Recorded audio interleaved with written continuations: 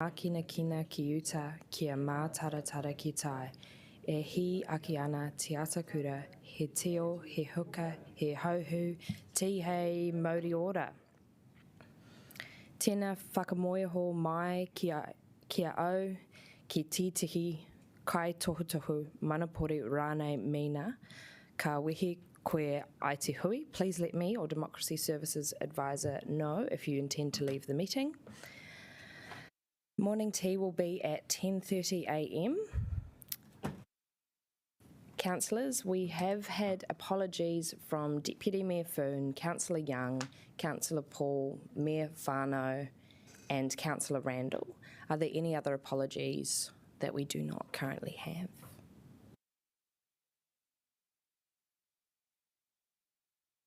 Yes.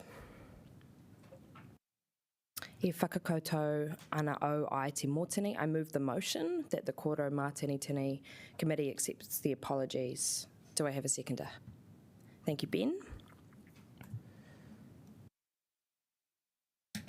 E nai nei ka pōtetia te mōtini. I now put the motion which has been moved and seconded.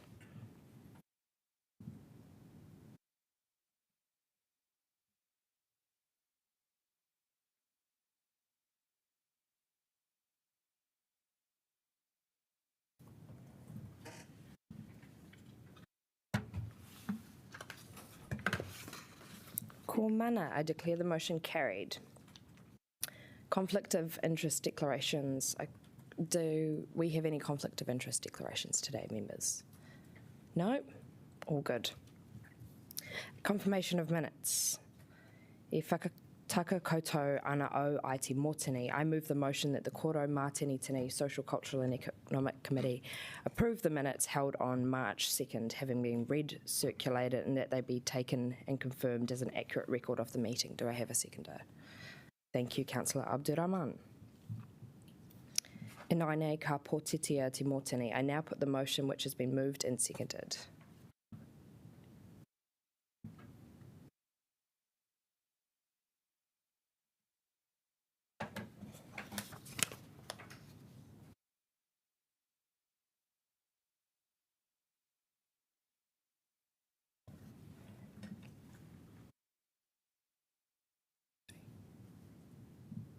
Ko mana, I declare the motion carried.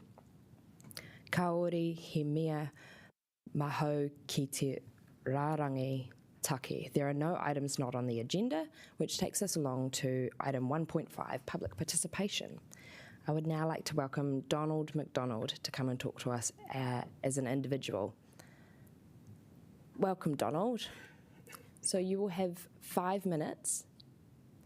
Yep, you can sit at the end of the table. So, Donald, you will have 5 minutes, and if you'd like to leave any time in there for pātai, any questions. Very good. My name's Donald McDonald. This book, May 26, 2021, is my tribute to Newtown Portraits and Mount Cook and Brooklyn, Wellington, which is my home since 1985. I'd like you to pass that around if you'd like to see it.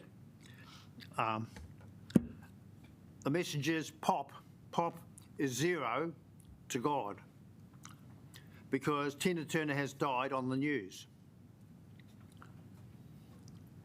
I would like to TVNZ clip. No, we can't have a DVD clip.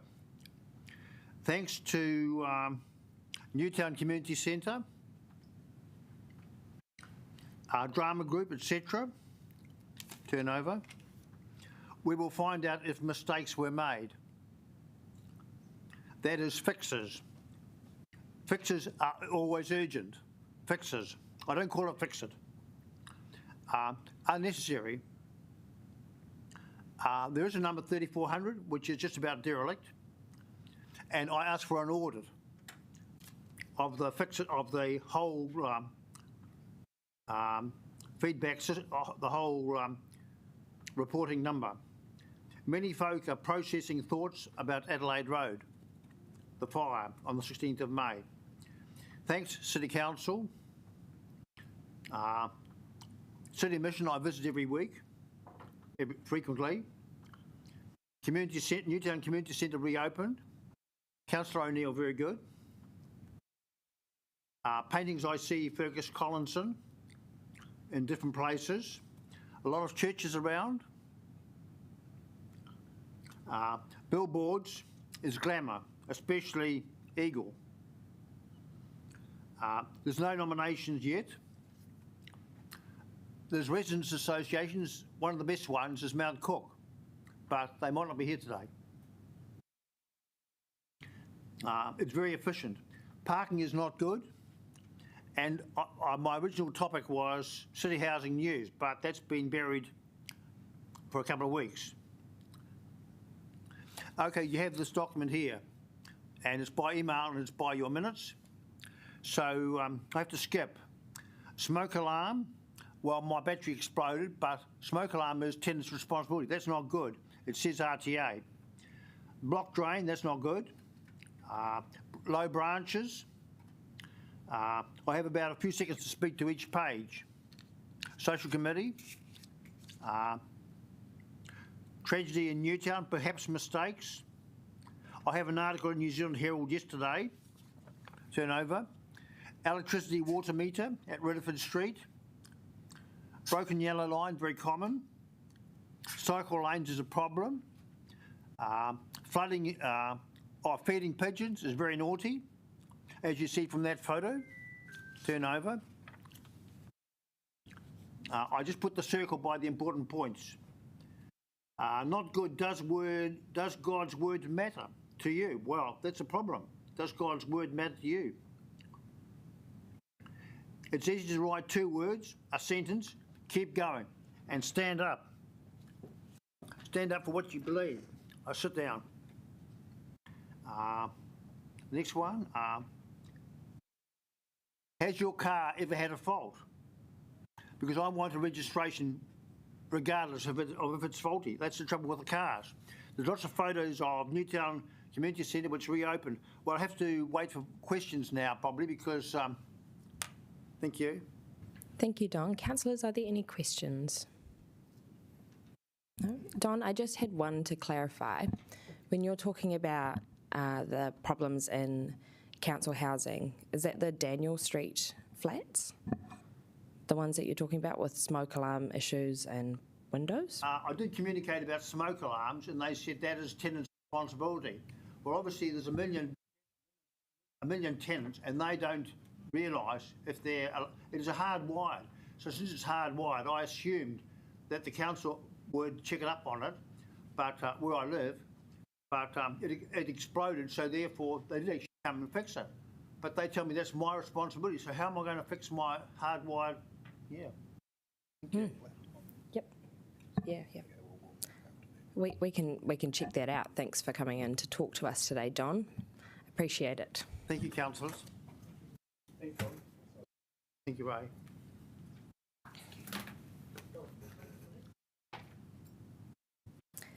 Kia ora. I'd now like to welcome Sean Porini to come and talk to us. Do we have Sean in the room? Doesn't look like we do. All right.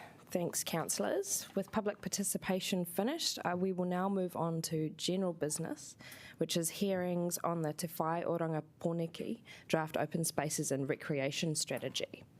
Do we have Adam in the room?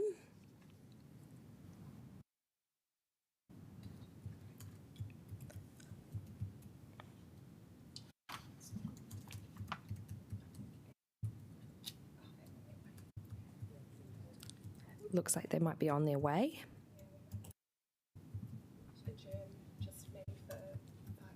Cool.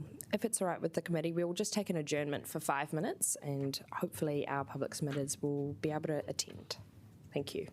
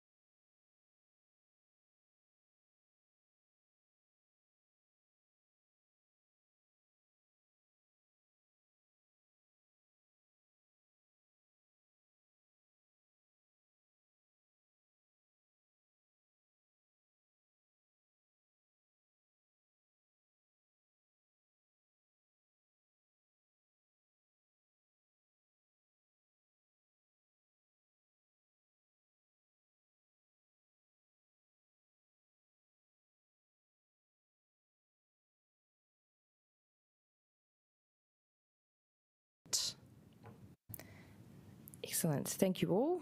I would like to welcome Adam to come and talk to us today. Welcome, Adam. Cool. Adam, you will have 5 minutes if you want to leave any time within the 5 minutes for any pātai questions. The time is also up there. Sure, okay.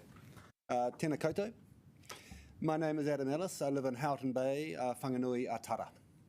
I'm here to support Wellington City Council's open space and recreation strategy and mission. And that is to create a flourishing network of parks and recreation opportunities interwoven into everyday life that supports Wellingtonians to live well and connect to nature and each other. Specifically, I'm here to communicate the significance of the Houghton Valley closed landfill and its contaminated discharge into Taputiranga Marine Reserve to this plan. My family and I live on the doorstep of this taonga, Taputiranga, and to start, I pose the question to you, is it okay for me or my family to take one small moki, a crayfish or a poa from this marine reserve? Just one. The answer is a definitive no. It is not okay. It's a marine reserve. I support ki uta ki tai, but living in Houghton Valley, we constantly experience the environmental degradation to our beach, park and waterways caused by the closed landfill. Increased population and housing in Houghton Bay means more people are using the beach park, sports fields and streams for a wide range of sports and recreational activities. Landfill leachate outflow and smell in this area are the cause of great concern for people's health and safety and acutely affect their pride of place.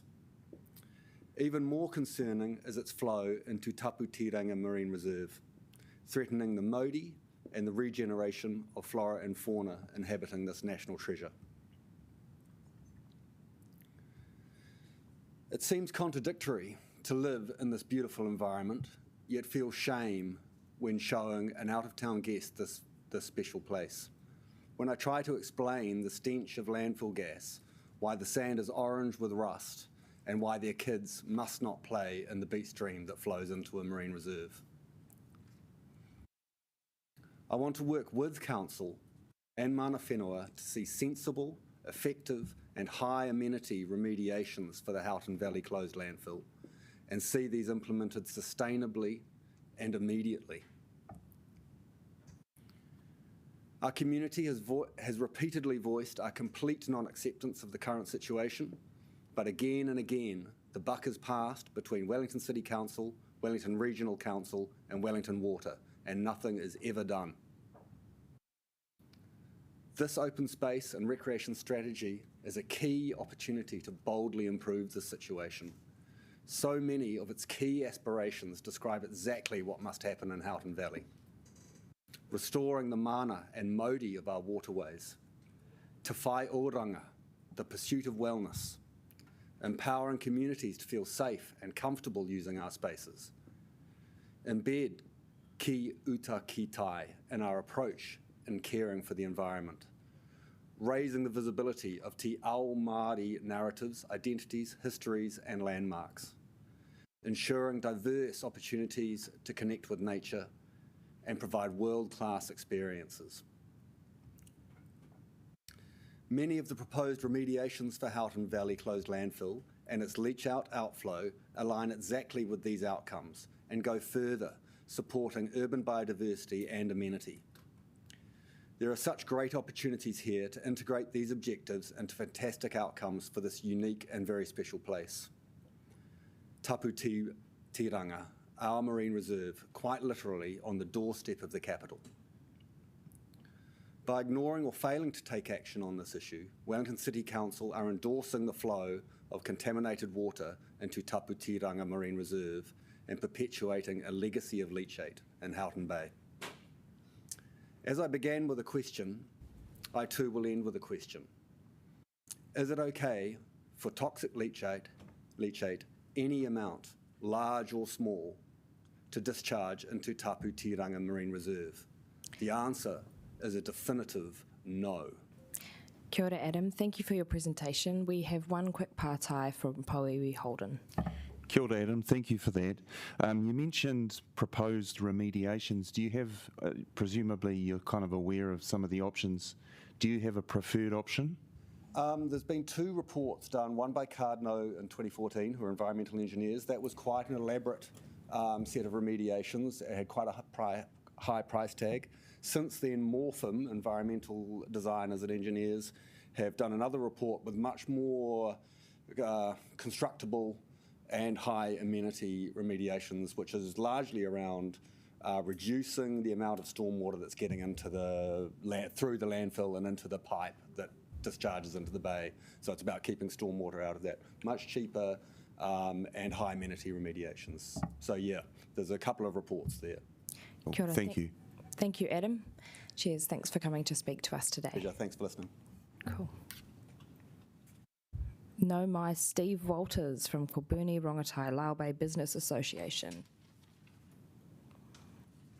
Kia ora, Steve. Nice to see you. Kia ora. You have 10 minutes as you're from an organisation, and the time is up there if you'd like to leave some space in there for questions. Thanks, Terry. Appreciate it. Kia ora, everyone. Great to be here again. I am here, as Terry said, on behalf of the Kōpuni Rongotai Lao Bay Business Association. And you may ask, what's a business entity doing here talking about open spaces? The reason is this. We understand that our area needs to be the best place to live, work and play to attract great business and customers to our area. So we're really invested in having fantastic outdoor spaces and experiences for people so they want to come to Kōpuni Rongotai and Lao Bay. And on a side note, I've lived in Lao Bay for 20 years, so I want awesome experiences for myself and my kids and all my friends as well. So it's important. From a business perspective, having great outdoor use and outdoor spaces is important. Now, the good thing about, I'm going to refer to it as KRL, is you get big bang for buck out of KRL. Business-wise, we've got a really broad range of businesses, retail, big box, we've got business to business, we've got industrial, but also when it comes to recreation, that KRL area has got a fantastic range of outdoor experiences that you can enjoy. We've got 2 beaches at Lyle Bay and Evans Bay Beach. We've got Tapu Taranga Marine Reserve, as Adam just mentioned. We've got bushwalks on Mount Albert. We've got Kōpuni Park. We've got the Leone Gill Walkway. We've got the Cobham Drive Wind Sculpture Walk. We've got, hopefully coming up, Hutupara down on the Lyle Bay on the east end of Hutupara coming up. Akatangi Sports Centre, Wellington Regional Aquatic Centre in Kōpuni, many schools. No doubt cycleways are about to embrace us in Lyle Bay as well, as part of Panaki Ponaki. So our vision is we've got all these great facilities. How can we keep making it as fantastic as we can? And we've actually got some ideas that we'd love to share with you. Now, one of the things which may seem a little bit counterintuitive is that Kōpuni Rongotai Lao Bay has got one of the highest wind counts in Wellington. And we actually love wind energy. We want that part of town to be the mecca for celebrating wind in Wellington. It's got a business application when it comes to harnessing the wind, which is a strategy that we're working on to help commercially. But we've got the Zephyrmeter out there, we've got the Cobham Drive Meridian Wind Walk, we've got windsurfing, we've got kite surfing, we've got fantastic views of planes taking off and landing in this crazy wind. So we think this area should be a key part of Wellington for really celebrating, harnessing and using wind. And as I said, it's a business strategy we're working on, but we'd love all our outdoor spaces to really recognise that and celebrate that part of it. We think there's a fantastic opportunity, given all the great outdoor spaces we've got, to have a better network, to connect them. It's all well and good having Kōpuni Park and Lyle Bay Beach and Akatangi, but if our kids on bikes struggle to get there, or it's just too hard to access it for elderly people, or people feel they've got to get in the car to get there, it's not going to be as successful as it could be. So we think we've already got a fantastic network when it comes to the Leone Gill pathway that can be extended and improved upon. At the moment, it's a really good option off the street for kids to get around to all these great outdoor spaces, but it doesn't feel to us that it's being celebrated well enough or going to be promoted well enough, especially since with the Panaki, Ponaki and the Kōrau connections changes, which are pushing cycleways along Onipi Road and through that connection, it feels like it's a little bit lost. And to us, that's a lost opportunity because it's something that can really help connect our outdoor spaces. We also think there's an opportunity with the cycleways going in that we can do things in outdoor spaces using Leone Gill to work with the new cycleways to create a cycle loop down Onipi Road, along Lyle Bay Beach, back up Leone Gill pathway, past the new Akatangi bike path that's going to happen on the west side of the Akatangi car park, along Cobham Drive, and then back down past Kōrau Park, back down to Onipi Road. There's a fantastic natural loop there, which would be great for parents to get their kids on bikes and just have a really accessible mini trip without having to go out to Makara or further afield, Rimataka. And there could be some great things done along that walkway or cycleway, which would be really exciting for kids. So that's an idea we'd like to see investigated. We also think what Kōrau Rongotai needs is some great nighttime opportunities. You know, we've got a lot of outdoor activities and things planned for the day, but what do we actually get people doing at night? And there's a lot of summer nights, having lived in Lolway for 20 years, that are just awesome to be outside. And it would be great to think about, when we're thinking about these outdoor spaces, what are people doing them at night time? And to us, the regional skate park that's being planned on the old Kōrau Bowling Club, I haven't seen any particular plans, but I'd love to think that that's anticipating being a great focal point in the day and at night time for people to actually be outside and together use a great outdoor space. We also know we've got Hutapara in the wings, and we'd love to see more support for that. We've got a fantastic asset in Lyle Bay Beach. We're not really celebrating it enough. At the moment, we've got these plans to build Hutapara and a place for people to gather and celebrate being outside and enjoy that experience, but there's nothing that to us that is really welcoming people down there enough. So on that east coast, I'd love to think that the council is going to get behind that awesome outdoor aspect of the southern part of our area. We'd also really like to have some more trees, please, in Lyle Bay. It's got the lowest count of trees in all of Wellington. Trees are great for helping minimise the wind if you're walking. We still love the wind, but sometimes we need to minimise it. Great for the environment, great for soaking up stormwater runoff. So please consider having more trees in the KRL area. That will help us. The other key thing that's going to help people when it comes to KRL is improving the public transport network. It's all well and good having these outdoor experiences. Not everyone's going to jog and run or cycle to an outdoor thing. They're typically going to get in a car. If we had better public transport, they're more likely just to hop on a bus to get around our area. The problem is Lyle Bay's got the highest cancellation rate of any bus service in Wellington. I've got kids that go to school who are constantly getting marked absent because they left on time, the bus wasn't there. If we want people to start using these great outdoor spaces, we need to make it easy for them. We need council to get behind the process to ensure public transport really does work for us. So in summary, I just want to say we celebrate Kōrau Rongotai Lyle Bay. It's an awesome place to live, work and play. We have got some fantastic outdoor facilities. We want to see that growth in what we've got continue. We want to see them developed so they're networked and people really see this area as a place to come, work, celebrate. So they want to live there, they want to work there, and they want to celebrate what being a Wellingtonian means in that area. Tēnā koutou. Thank you, everyone. Kia ora, Steve. Thank you. We've got one pātai from Councillor Chung. Thanks very much for that, Steve. You were talking about the interconnectivity between the different parks and things in Kōrau.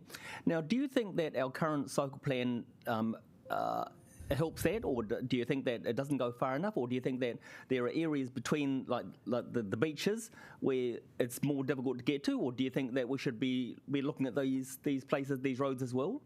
The submission destination KRL made to the council was don't put a cycleway down Onipi Road. We've got an awesome connected network which would get people cycling off the streets through Leone Gill pathway. Anything that's going to connect people is great.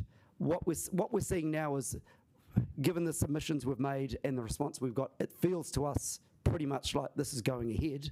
So can we use the Leone Gill pathway more to work with the cycleways so it's even more connected?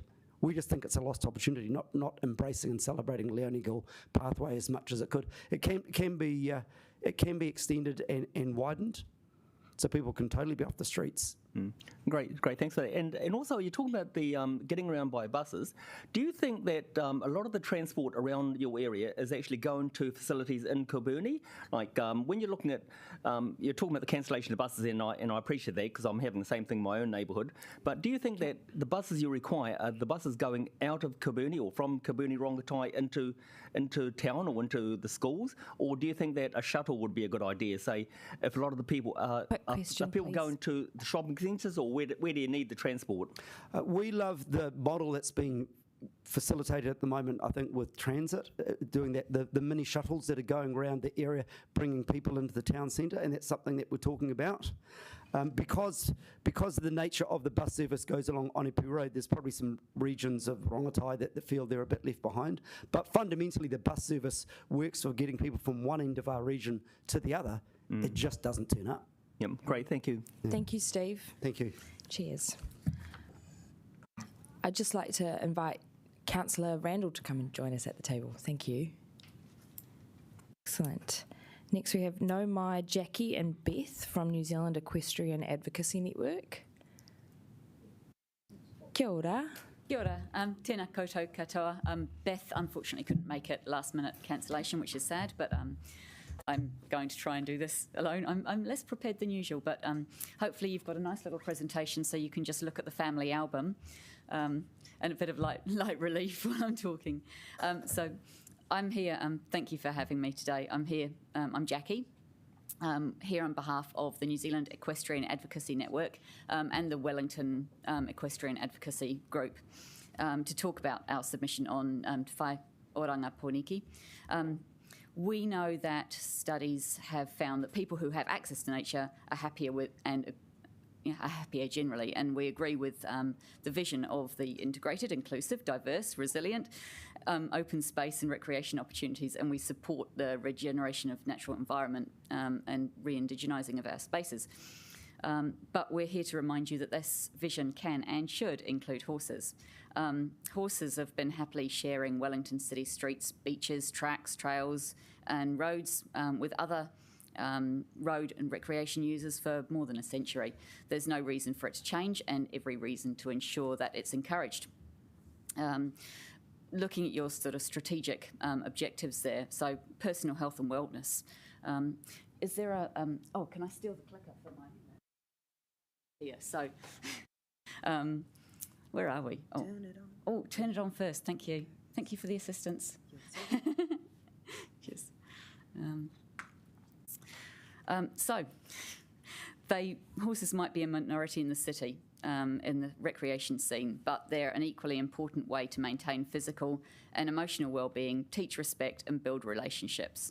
The physical benefits of horse riding and husbandry are fairly obvious. But the effects of passive recreation through being able to see, touch and smell a horse while out for a walk or sitting on your front step or balcony provide a sense of peace and connection and improve well-being as well. Community cohesion, sharing spaces with horses fosters a sense of community and pride.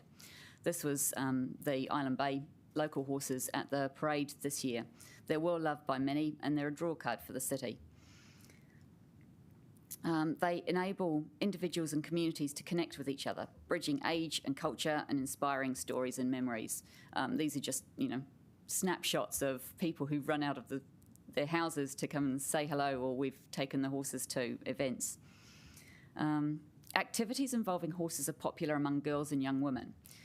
In the draft plan, Wellington City Council recognises this demographic as typically low participators in other sports. There's a connection there. So the other group are Pacific and Asian community members, they're also drawn to horses as something familiar from their home countries. The mere act of sharing a trail with horses generates respect between users. I know there's a lot of fear that horses are big and cumbersome and scary and, shouldn't be allowed with other users. Riders are acutely aware of the imposing size of their steeds and are generally extra courteous when sharing spaces. Horses themselves have really sharp senses and detect oncoming trail users well in advance. Combined with an astonishing braking system, they are really adept at avoiding crashes. But for everyone to stay safe, sometimes we need to take a pragmatic approach by utilising roads, footpaths, berms, cycle paths and verges to ensure the traffic flows without impediment and everyone's given the space they need. So by allowing unrestricted access, it also enables horses to be ridden to areas which might ordinarily be more than your desired 5 minutes walking distance from an open space. So rather than bringing people to the recreation, we bring the horses to the people. We bring the recreation to the horses for those who might not otherwise have the opportunity. On environmental well-being, so aside from being able to get out into nature and nature benefiting from us as well, horse riding can be a low-carbon recreational activity. Horses themselves are foragers and browsers. They consume a wide variety of plants and they actually thrive in ecologically diverse pastures. They're not ryegrass and clover consumers. That's the last thing we want for them. And these diverse pastures also benefit our flora and fauna. This is a pasture that I manage and maintain. It used to be an old sports field in Kingston. We get the Kōrau. I seem to have encouraged a lot of California quail, managing the rodent pest population, pest plant population. This is my summer pasture. It's got everything in it. And the Kōrau love it because it's open grassland and they catch whatever else goes on.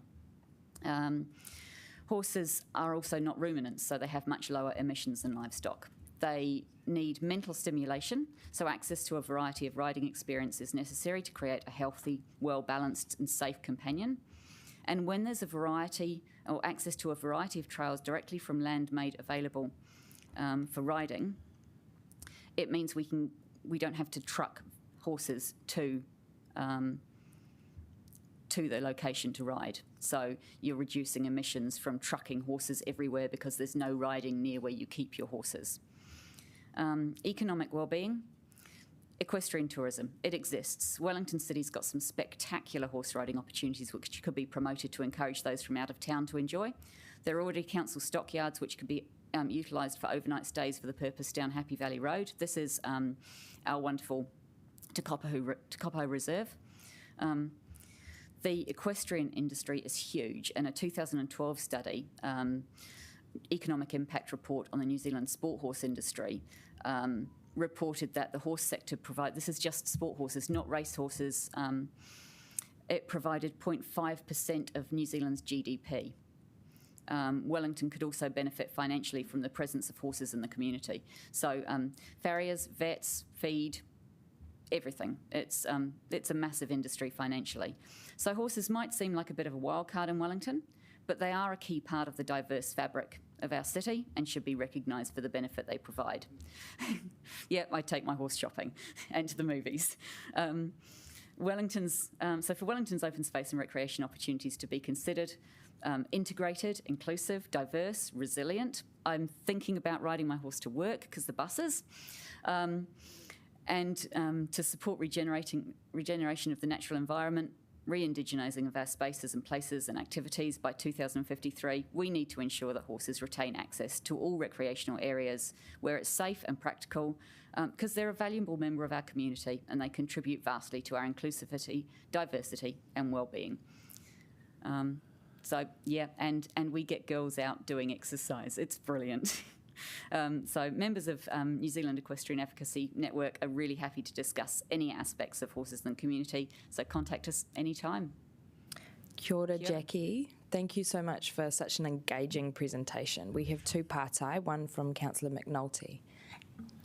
Kia ora, thank you for that quite eye-opening presentation. I guess I just have a question around equity in terms of horse ridership. I'm coming from quite a place of ignorance here, but I'm thinking horses rich. Only a select few Wellingtonians have access to them. So can you break down my ignorance, I suppose? Absolutely. I'm really lucky. I found some land, which will be houses at some stage, but in the meantime, it's not. It doesn't cost me an awful lot a year to keep my horse there. It's more the time and energy involved. But you've got the eventers and the people that do dressage and the people that really are in the sport industry. That's where the money is. I know that of the local horse riders with us, I don't think anybody's on more than minimum wage, honestly. It's the time, the dedication involved in it. But it's really just a case of having somewhere easy access. I don't think I could afford to keep my horse if I had to keep it out of Haria Valley and drive there every day after work. It just wouldn't happen. So you look at the Northland communities, the Gisborne communities, horses are just part of the fabric of life, and they're not owned by the rich and wealthy. They are certainly not that. Yeah. Does that help? Thank you, Jackie. One partai from Councillor Chung. Thanks very much. I'm very impressed. Is there anything the City Council can actually do to help your sport and hobby? Are there places that we can maybe allow more horses to go to? Yes, absolutely. I had there's a hectare of land at the toe of the old Tawa Reserve landfill. It's been vacant since 1970-something or other when it was created. I put in a submission, which was supported by Residents Association, local councillors, to convert that at my own cost to a track system with little paddocks to keep horses in. But it was about a year's fight, and there was every excuse under the sun. It was going to be a nursery for the planting for the old tip once it closes down, Southern Landfill. It was going to be a water treatment plant. It was going to be. Basically, they just said, no, we don't want you. There's we don't want any more horse grazing. Horses have been lumped in with stock, and horses locally and all the way up the Kapiti coast are fighting because their grazing land is earmarked for wetlands or something, or everything but not horses. So we're fighting a bit. Kia ora. Thank you, Jackie. Oh, Thank you, and please contact me if you'd like me to sort of advocate on your behalf. that would be wonderful. Cheers, Thank you. Ray. Cool. Thank you so much for coming to talk to us today. I'd now like to welcome James Sullivan to come and speak to us as an individual. Welcome, James. You know the drill. You've got 5 minutes, and there's a clock up there to monitor if you'd like to leave some time for questions. Yep. Thank you for a few minutes to talk to the proposed direction. I think overall, I would like to start with that. I think it is definitely in a good direction, highlighting that we have only so much, green space, and we do want more. I think some of it's occurred as a side effect due to decades of belief that everyone has to have the quarter acre and that's it, and we're just going to put everything into there, and we've got to cut council funding so you can't have anything. And now we're sitting here going, oh, right, we're doing all the infill, we've got the intensification, which people are just doing with the infills by themselves, so suddenly all these quarter acres are disappearing, and we go, right, uh-oh. So we're sort of now on the back foot trying to save what we've got and move forward and connect things. Overall, good direction.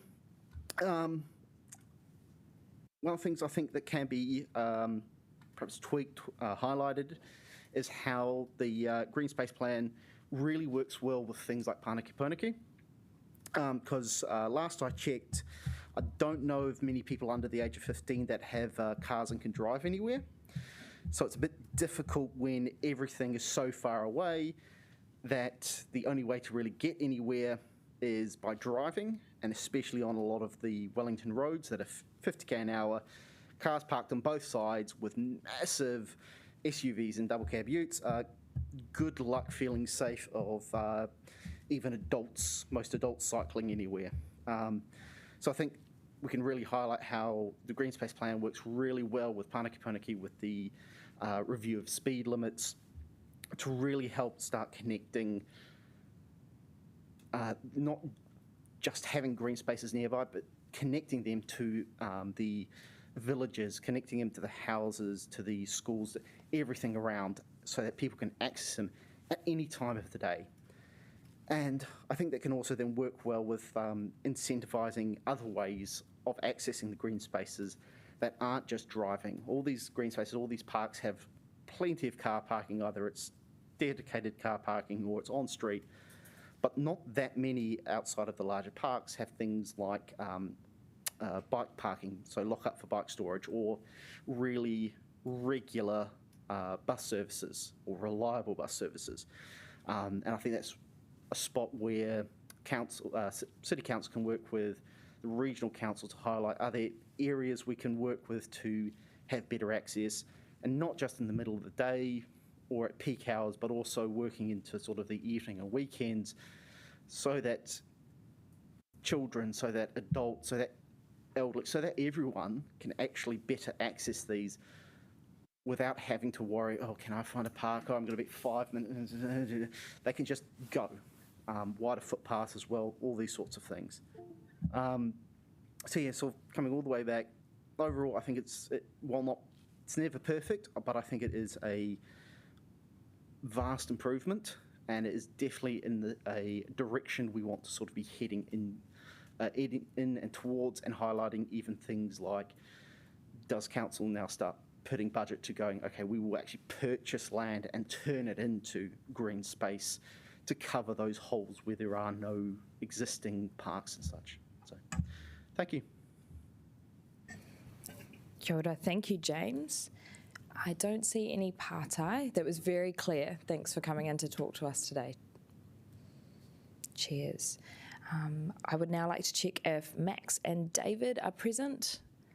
Welcome, both of you, and you're here talking on behalf of Wellington Skateboarding Association and Skateboarding New Zealand.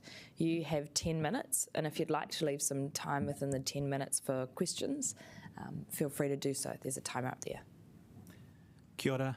I'm Max Olenik. I'm the president of the Wellington Skateboarding Association, and David Reid. I'm the co-chair of Skateboarding New Zealand. It's the recognised national sporting organisation for skateboarding in New Zealand, funny enough.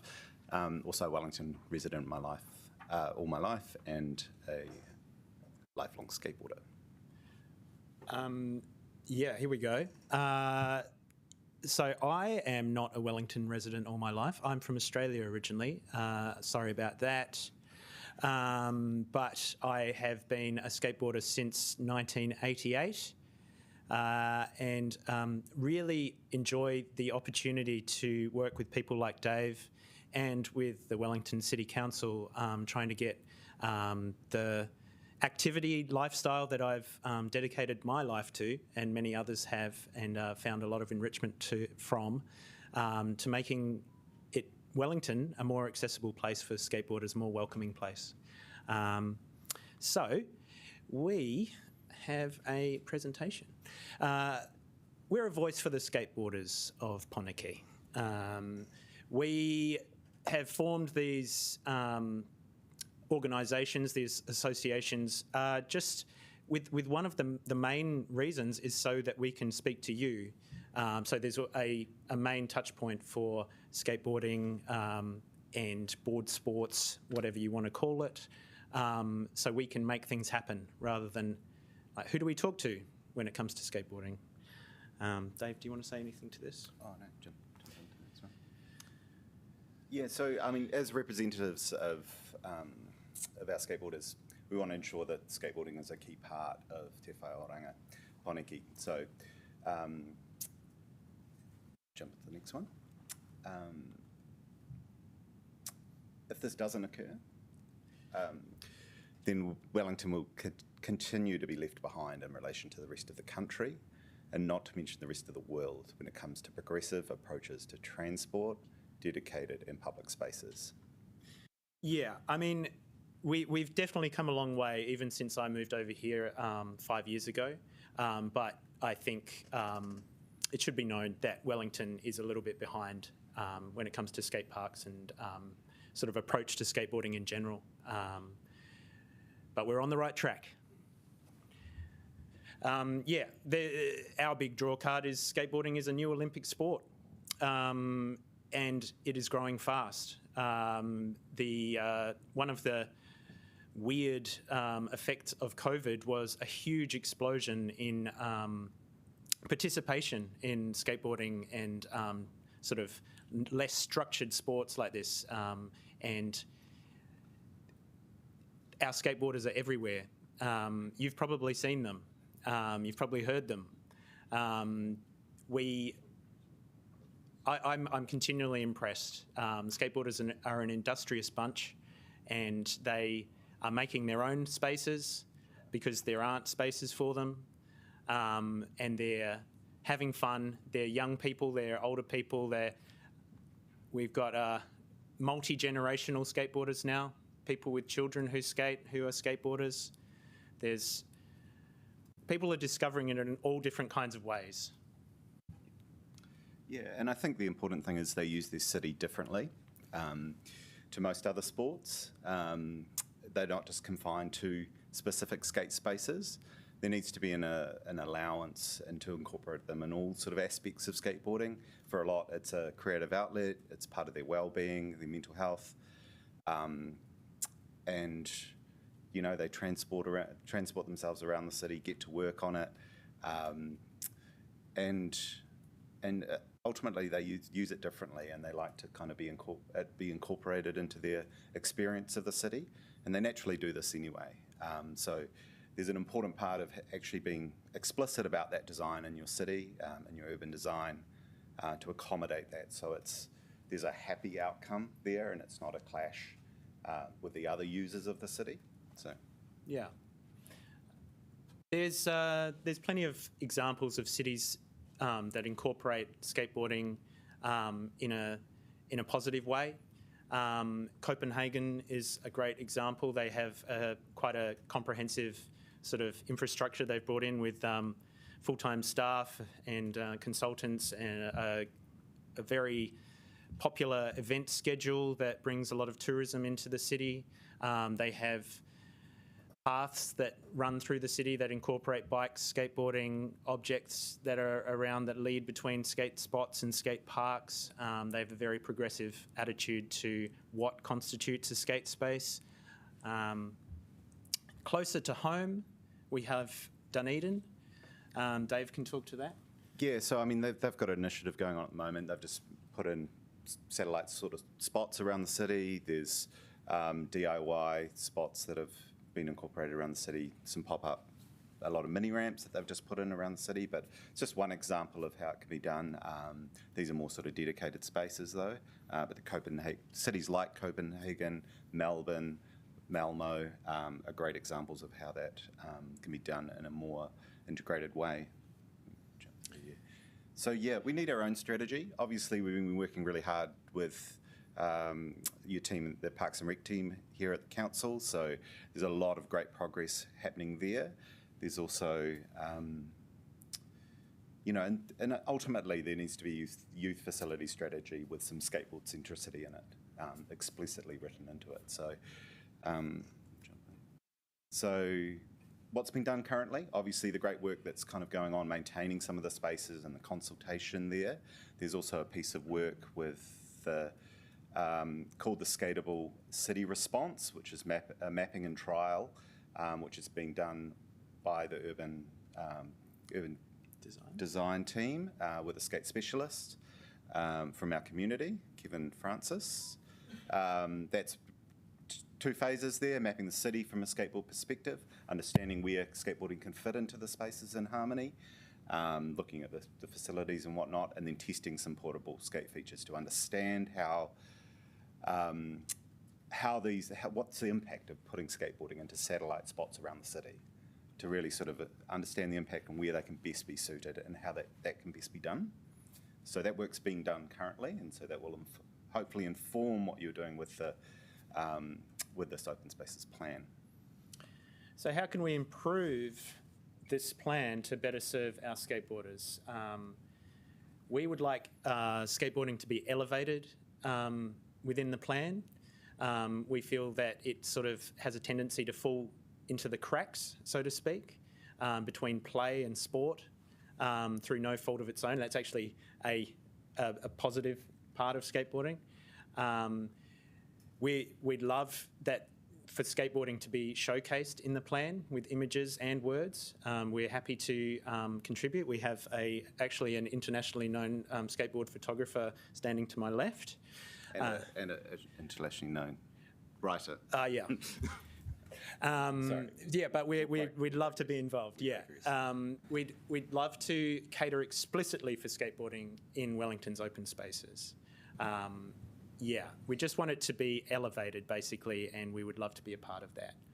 We're running out of time, and I'm wondering if there's any questions. We do. We've got 3 questions. Councillor Pennant. Thank you very much. That sounds really positive. I'm just wondering if you could just briefly outline your thoughts on user conflict. So I get that lots of people like to skate, but some people do find it a bit difficult in terms of conflict on streets. Yeah, I'll jump into that. Sorry, Max. Yeah, I mean, obviously the work that the urban design team are doing with Kevin, Francis, and other collaborators there is to actually answer that question. How does Wellington do that with its spaces? Because we understand that while looking at these examples from around the globe, they don't just happen by accident. They have to be very explicitly designed to cater for multiple uses so they can sit in harmony. So that work is actually being done, and we hope to answer that question in a very sort of detailed way. Yeah, and we also hope for young people to be able to feel comfortable being in public places and enjoying themselves. Whether if that makes some noise, that might be cool. Thank you. I pop myself down next for a question. For you, what makes the difference between a protected cycle lane and a cycle lane that can incorporate skateboards in it? What are we looking for? I mean, ultimately, just look at the wheel size of the users. So a bit more care into the design specification and surfaces, cracks, things like that, materials used for the smoothness of the ground. I mean, skateboarding wheels are 50 mil, you know, bike wheels are a lot larger, so there just needs to be a bit more explicit and careful specification and design at that point. Also, just areas of a path that could be sort of sectioned off, sort of saying, oh, this is a skate-friendly space that could have like a little obstacle or something like that. Skateboarders don't necessarily want to use it exclusively for transport. They want somewhere to practice and have some fun. Cool. Thank you so much, Max and David, for coming in to talk to us today. Thank you. Thanks for your time. Thank you. Cheers. That's your phone. Ai te haurua, ai te teko karaka, 10:30, kai timo timo o te ata. I did say morning tea would be at 10:30. So, councillors, we will be taking a break and coming back at 10:50.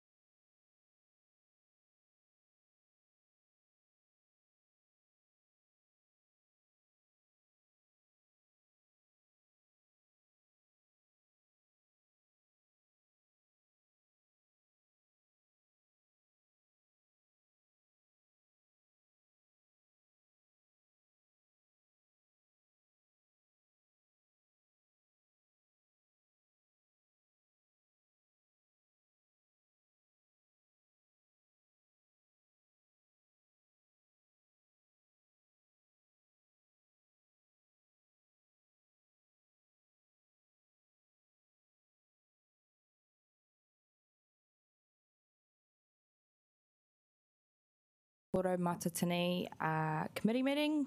We are going to kick right back into public participation, hearings on the Open Spaces Plan. I'd like to welcome Tim Shanahan from Tennis Central. Tim, you have 10 minutes if you'd like to leave some time for questions. Thank you very much, and to everyone in attendance, thank you for the opportunity to speak to you today. My name is Tim Shanahan. I am the Chief Executive Officer of Tennis Central, and our submission is on behalf of Tennis Central, but primarily relates to the Wellington Renouf Tennis Centre, which is owned by Wellington Tennis Inc., so also representing that organisation today. Firstly, I haven't spoken to this particular group of councillors since the elections, so I'd just like to congratulate you all on your success in those elections, and hopefully the role as a councillor is living up to your expectations.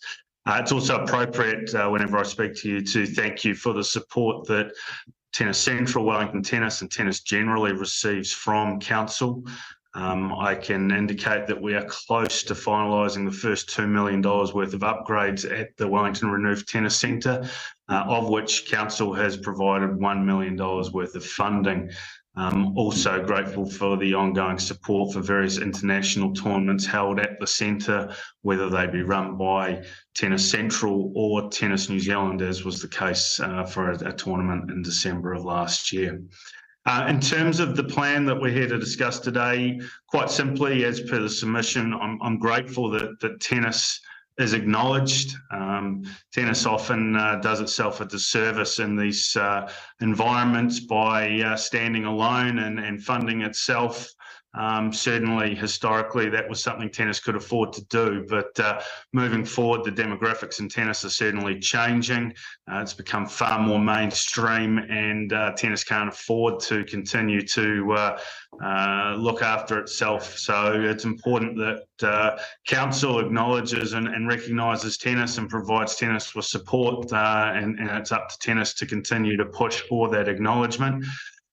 I guess the main point with regard to the plan is that we have no objections to it. It's appropriate for any council to be providing support for sport and recreation, and the plan certainly outlines an intention to do that. So that's fantastic. Devil's always in the detail, but as a high-level plan, the content is certainly appropriate and indicates positive support for sport. In terms of the Wellington Renouf Tennis Centre, the reality is it's a significant asset to the city. It's a significant asset for tennis. And as part of that push moving forward to ensure that tennis and that major asset are given due recognition, the main aspect of our approach is that we would like the centre to be acknowledged every opportunity as a significant asset to the city. I look at it personally that the centre probably is equivalent to the National Hockey Centre. Both are about providing participation opportunities locally, regionally, nationally and internationally.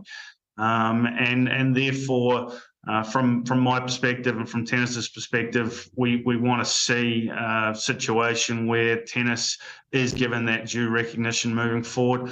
I'm aware that one of the reasons it wasn't put on the same level as hockey in the draft plan was that in Hockey New Zealand's national facility strategy, they recognise the National Hockey Centre as a national facility, whereas Tennis New Zealand recognised the Renouf Tennis Centre as a regional facility. But that's more to do with terminology rather than status, bearing in mind that Tennis New Zealand has 6 regional associations.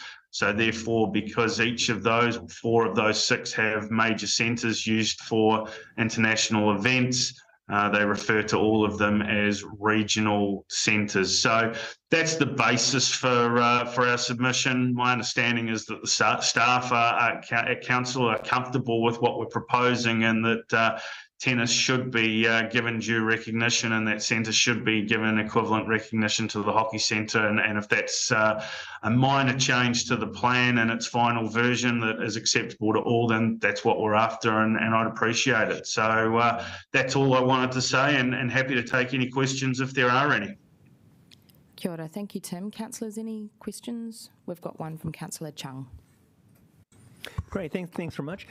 These renovations that are going on in the centre, will that actually enable you to cope with any upcoming conferences or, tournaments that are coming there to Wellington? Yeah, look, it's an interesting one. You have a facility that, in the runoff where a lot of the infrastructure was built in the mid-1980s.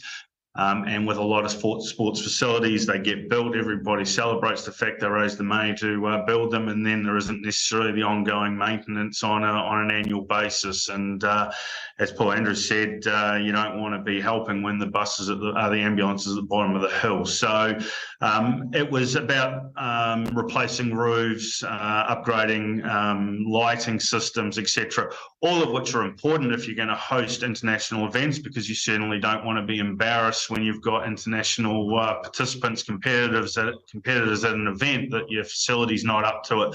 So they all are about enhancing the quality of the venue, but we also have to recognise that the international events we would be holding, we're not talking people ranked 1 to 300 in the world. We might be talking people ranked 300 to 800 in the world, and therefore it meets that purpose. Anything of a larger scale would require significant investment, and that's why, for instance, the ASB Classic event in January of each year, held in Auckland at a far more fit-for-purpose venue, is I guess where we will continue to see the top events in New Zealand played. So how do we compare in Wellington? How do we compare with Stanley Street course? Do you think that this is something that you would like to actually achieve or head towards for Wellington? I'm going to give the common sense and practical answer and say no. No sport in New Zealand needs to be have an overpopulation of high quality events. It can't be justified in terms of the infrastructure spend. So if we were to have an equivalent venue in Wellington to Stanley Street, we need to be realistic. There isn't likely to be 2 high-level events assigned to New Zealand by the International Tennis Federation. Therefore, we'd be going head-to-head with Auckland, and for an investment of potentially $20 million to $30 million, I just don't think that can be justified. So looking at this from a whole of sport national perspective, I think we are comfortable with where we are. We just need to make sure that we continue to maintain what we have. And from my perspective, that's where the future partnership with Council is appropriate. Thanks, Tim. Much appreciated. Thank you, Tim. Cheers. We have no more questions. Thanks so much for joining us here today. Thank you all. Take care. Bye. No mai haere mai Jill Ford to speak to us today. Jill is speaking as an individual. How do I start? Well, it doesn't show very much there, and it's not my slides. Thank you. No mai Jill. We've got a timer up here just so if you'd like to leave any. Okay, I'm here because I care a great deal about nature. It's what gives us life, and without it, our humanity isn't going to exist.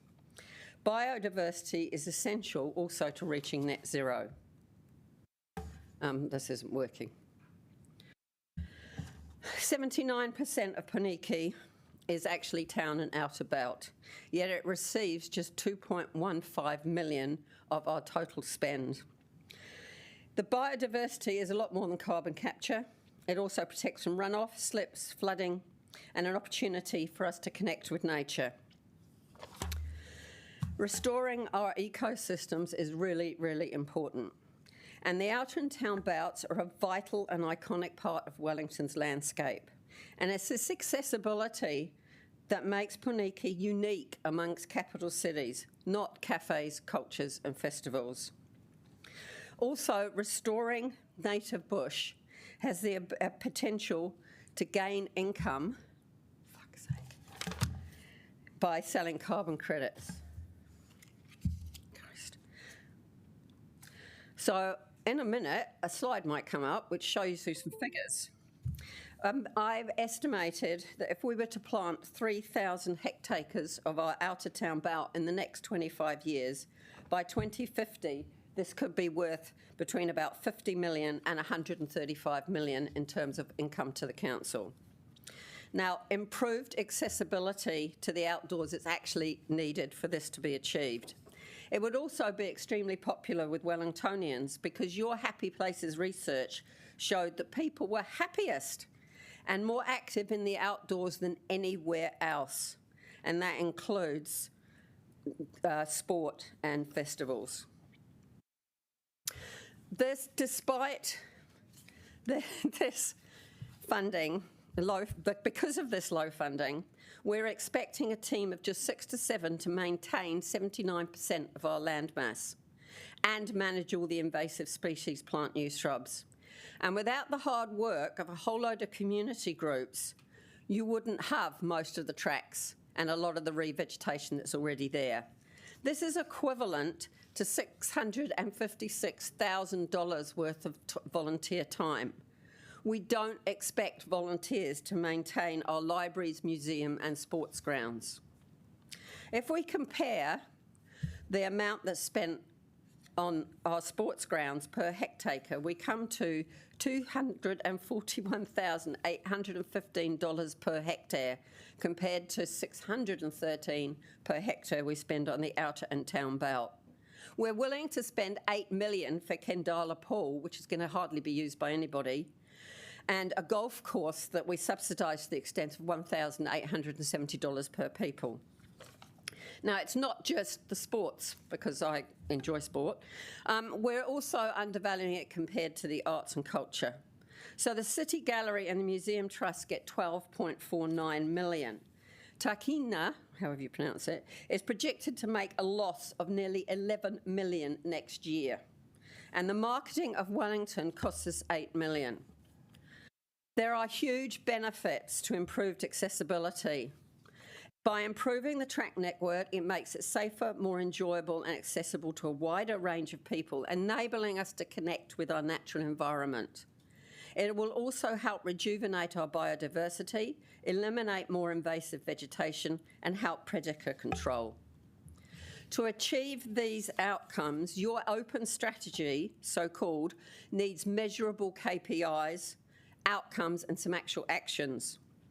We need much, much greater funding allocated to natural spaces if you want to reach focuses 2, 3 and 5. And while it's very important to work with the mana whenua, you also have to give equal support and collaboration with all the community groups that are already doing the hard mahi.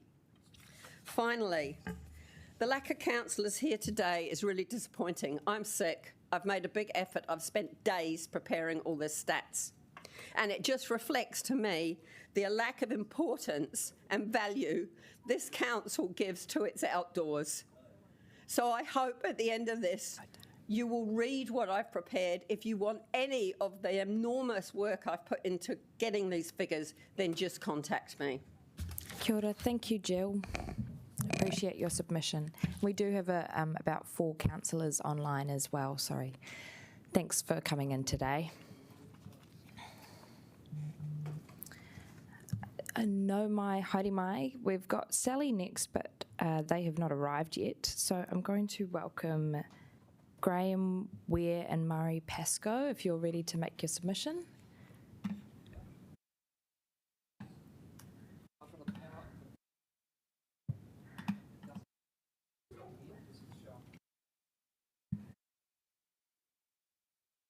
Where is it? So this is the, if you've got this is the clicker for the presentation. So this one does also have a laser on it, but I'm pretty sure Oh, yeah, there it goes. That's brilliant. Thank you very much indeed. Thank you. Okay. Yeah. So can I start? Yeah, welcome. Welcome. You will have 10 minutes speaking on behalf of Korimako Track Builders, and there's a clock up there if you'd like to leave some time for questions. Thank you. My submission today is addressed at improving the process of approving voluntary builds of walking tracks in the Western Hills of Wellington. Now, to put this in context, I'm talking about the Kōrau track, which runs from Crofton Downs around the new development of the terraces at the end of Silverstream Road, around to Arua Street, around to Red Van Grove, around to Satara Crescent, then onto the Northern Walkway. So that's the Koromako track is relevant to green spaces because it allows many of the Western Hills with limited access, direct access to the green spaces. It connects the Otari and Kaukau track networks. It allows circular walks. That's particularly interesting and relevant to people to moderate to reasonable fitness standards. It provides a weather-independent track, and that's important for those in the Western Hills. And there's strong community support for this track. And for people with low to moderate levels of fitness, it provides a low gradient, easy walking track, and it also will allow improved trapping, which will bring associated benefits. Now, the reason I'm here is to address these unintended consequences of the SNA legislation, which is affecting track building. So the councils has to interpret the SNA central legislation, and this has resulted in delays and additional costs in building walking tracks, and the bottom line is that's excluding locals from access to local green spaces. Now, in the past, a walking track build could begin soon after the finalising the route. Now, we are currently facing over a year's delay in obtaining approval for a local track build to begin, and that puts pressure on me as an organiser of a volunteer group. Now, the core to these delays and issues is the need for an environmental report, and our concern is that these reports exist. Jeff Park in 1999 provided environmental reports on all remnants of primary forest in Wellington City. Now, I'd like to emphasise that we don't believe our track goes through any remnants of primary forest in Wellington, but if it did, then there's a report to cover it. If it doesn't, then the argument for a detailed report is weak. So the feeling is that there's little or no need for a new environmental report. These exist. Now, this is also adding new costs to track building, and I acknowledge that the council probably has had to pay for the first environmental report, but we would view this cost as new and unnecessary. Our concern is that the report applies only to a section of Koromako track, and if you were to have reports done on each section of the subsequent track, it would add significant additional costs. Now, the volunteer workforce is committed to keeping costs down for track building to the council, and you can understand why we're a bit grumpy about these new and unnecessary costs. But the main cost, of course, to the community follows from the lack or the loss from the volunteer labour. So that's the main cost. I've estimated that's over $40,000. But it's probably much higher than that. Now, I'd like to say that our beef is not with the tracks team or the council, and we are sympathetic to the council situation. Now, we understand that the council has needed time to investigate how the new SNA legislation is applied to utilising the green spaces and to decide what new approaches are needed. But nevertheless, we feel that sufficient bedding in time has now elapsed, and the council should now ensure its design and approval processes for volunteer builds of walking tracks are as efficient as they are in the past. We're not asking the council do things better, we're just asking that they do things as well as they have in the last decade. So the recommendation took, I'm going to, I don't know if can I come a bit closer? So sure. Just about impossible. Let me just talk about gosh. I'll have to point, I'm sorry. This won't, what's that not?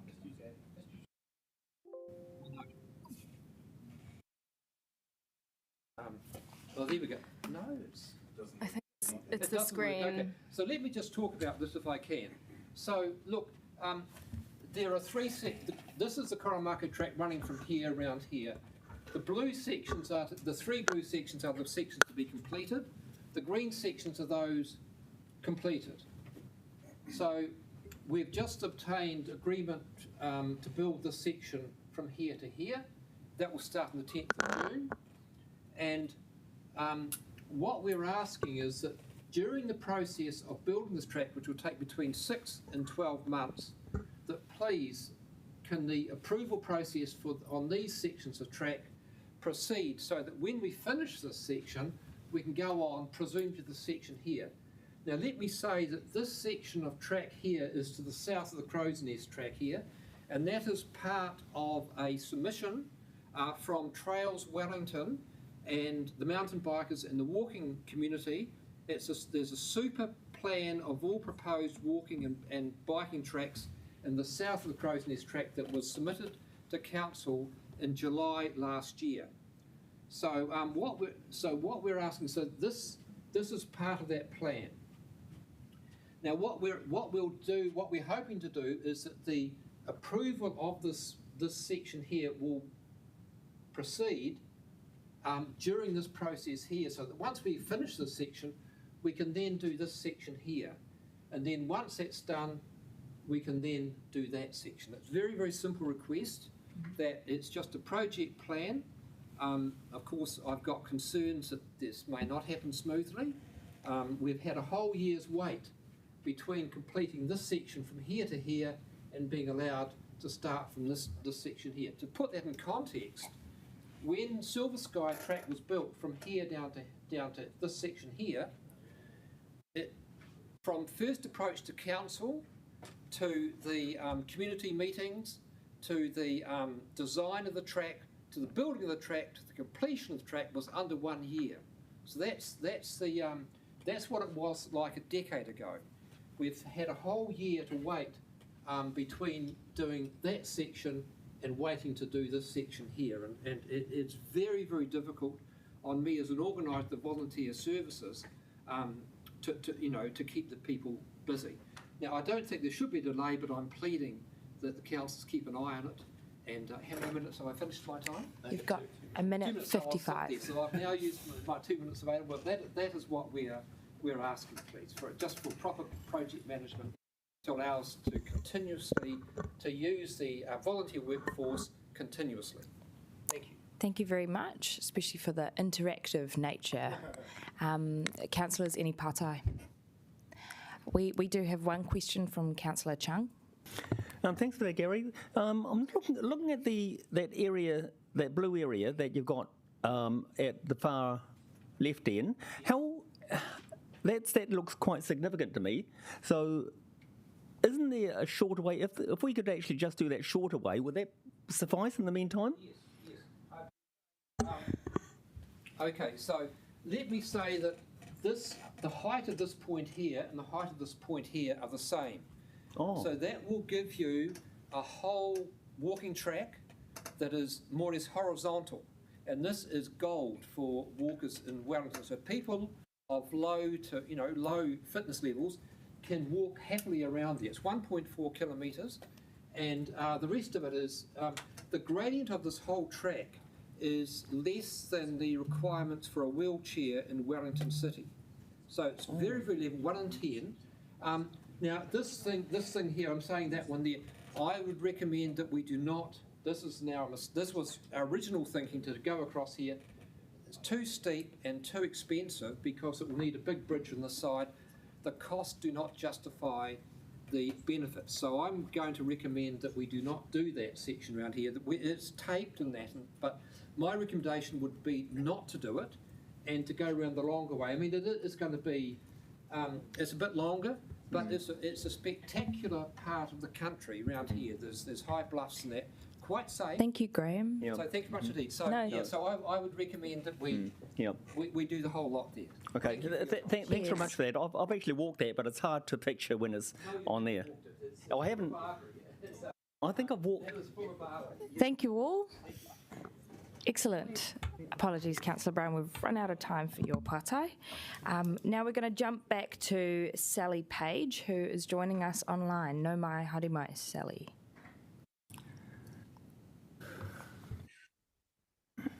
Morena koutou. Nice to see you all. So I don't know how exactly this runs, but I didn't have a lot to add really on top of my written submission. Just to say that after a lot of discussion within the Island Bay Residents Association, I'm here today as an individual, and that's not really because we have any strong disagreement with what I've put in my thing, but it was just we've made a kind of principled position in the Island Bay Residents Association that we won't make sort of substantive statements or comments on council things at the moment. We'd rather just encourage all residents to have a chance to have their views. So yeah, I'm here as an individual today. I live in Island Bay. I have 2 small children and we love it here. There's a lot to love. But I guess the reason I made the submission is because I and also people that I talk to around the suburb have we've identified, I guess, collectively, a few things that we think could be better. I guess really what I put in my submission is around the primary point that I wanted to make was around the beach. Which is that there are a lot of people now swimming at the beach, and there are some sort of very rundown toilets there that I think are actually currently inaccessible. I'm not quite sure the status of that building overall, but I understand that it is somewhat on the radar to upgrade those bathrooms, and I think it would be wonderful to have some good quality changing rooms there, because yeah, there are lots of people swimming, including even now right through winter. It's becoming more popular. So yeah, that's kind of an obvious one really that I just wanted to push for. And as I say, I haven't done any formal consultation in Island Bay on this, just to be clear, but everyone I've spoken to informally agrees that that would be a great improvement. And then I guess the other kind of couple of things that I noted in my submission were around the Shoreland Park area. There's obviously a wonderful new playground there. Couple of things that I just pointed out in there was there's very limited bike parking. We go down very often with our bike, and lots of kids and adults and e-bikes and all that kind of thing. People tend to just leave their bikes sort of on the path, that runs through Shoreland Park, which is less than ideal. I've seen some people chaining their bikes up to the fences that go around each of those coprosma trees. So there's just an obvious need there for some more bike parking. And similarly at the beach itself, there's a couple of those sort of simple bike park things, but they tend to be in hot demand and often not available. And the third thing that I guess I just wanted to highlight was, again, I'm not across all the details of what's been planned or discussed. I know there's a long history to this, but the Berrimpool Golf Course is very large and currently 18 holes. I know there've been campaigns in the past. I guess this is very much a personal view, but I would say, again, from informal consultation with my peers, there's a sense that perhaps it's time to have a think about whether that's the right amount of space given to that activity when quite a small number of people use it. So there could be other ways of making the most of that beautiful big amount of space. Yeah, so that's me. Kia ora, Sally. Thanks so much for coming in to talk to us. I don't see any pātai, but you've been very clear. Thank you for your submission. Okay. Thanks, Sally. Over to Gary Beecroft from Friends of the Tawa Bush Reserve. Welcome, Gary. Excellent. You have 10 minutes. There's a timer up there if you'd like to keep an eye and leave any space for questions. Thank you very much. I'll try and invoke my speed reading course. I'd like to thank the Council for giving us an opportunity to talk to them about parts of the plan, and Emily for distributing my presentation by email to you all. I don't have any slides, 7 pages, so I'm going to skip some of it and hope you read the presentation in your email. Suffice to say that the Friends of the Tawa Bush Reserve have an MOU with Wellington City Council in the role of guardianship and environmental management for 11 parks in the Tawa Basin. The next couple of pages just really go through the role of the Friends of the Tawa Bush, so I'll get straight to comments about the plan. So in general, the plan is very well written, well crafted and presented, and the Friends of Te Bush support all the parts of it, but make these comments in the hope that these things can possibly be considered to be added to the existing submissions and the plan. It'll be worth all the time and cost if the KPI is implemented and the council heed the community submissions. As with many Wellington City planning documents, such as the Northern Reserves Management Plan in August 2008, Open Spaces Access Plan 2016, and the Outer Greenbelt Management Plan 2022, all these new encompassing plans and this encompassing plan will be less attractive if parts of the plan are not implemented and no action is taken. Now, parts of the previous 3 plans haven't been implemented, and although they have very sound philosophies and heavily consulted and supported by the Friends of Te Bush, if these strategies are not implemented, then the impact of these strategies are lost. There doesn't appear to be a clear linkage between this plan and all the previous Northern Suburbs plans. The Friends of Te Bush strongly support the concepts of continuity between the Outer Greenbelt Management Plan areas and this plan. One of the greatest risks to the implementation of this plan and to the others is the failure to allocate appropriate budget resources in terms of people and money to ensure that the plan can be implemented and to have the resources to ring-fence to do so. Unless each strategy and KPI is costed and appropriate budgeted, then little will be able to be achieved because the resources won't be there to do so. This plan makes no mention of the budgetary costs to any of activities, nor to demonstrates the way these costs are going to be funded, nor how they will be protected against the priorities of the greater business plan of Wellington City Council, especially important given the demands of the ongoing Wellington need to replace worn-out infrastructure such as water reticulation. There's a significant, with the increase in urban development, there's a significant competition between urban and environmental parts of our city.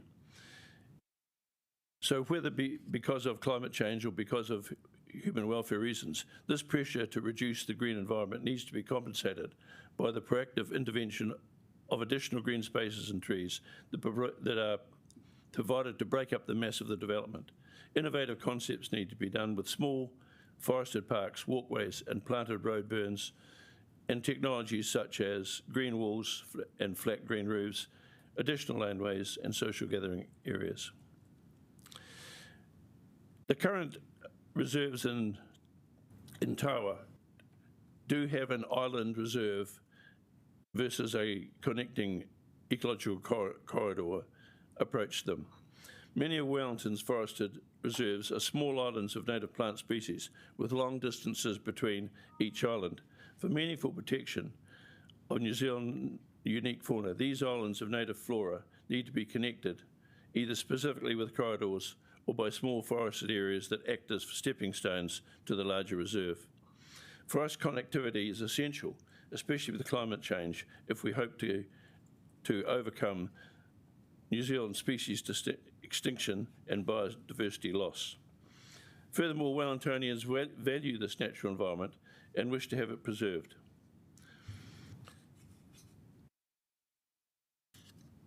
In terms of the effectiveness of the plan, there needs to be research taken before the plan is implemented, but also after the plan is implemented. With the competition between different budget formulas, the Friends of Te Bush Reserve undertook a survey which existed between 18 December 2018 and 23rd of March 2019, which looked at the occupancy of parks on the western side of Tawa. Some of the parks, Larson Park, Brasenose Park and Lyndhurst Park, over a 94-day period, only had one person per day visiting the park.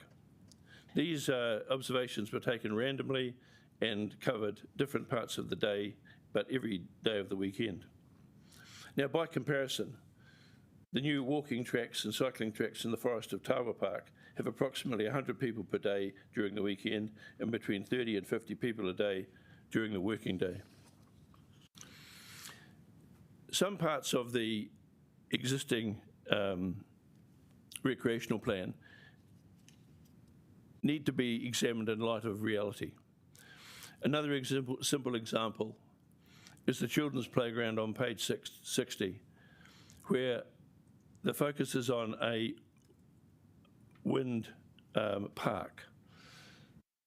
Who wants to visit a wind-focused play area and why? Who will be there? I've watched small children and adults blown over and injured in the Wellington winds. Are we really advocating a park where that can happen? Another area that's omitted a little in the plan is the effect of stream pipes and roadways on native flora and fauna and streamways. The plan mentions restoration of the manner of streams and waterways and the enhancing of that environment, but makes no mention of a solution to the harm that is done by the blockage of aquatic species migration up waterways where pipes are located in drains high above the stream bed. Nor is the mention of the solution to the effect of roadkill of fauna species on roadways.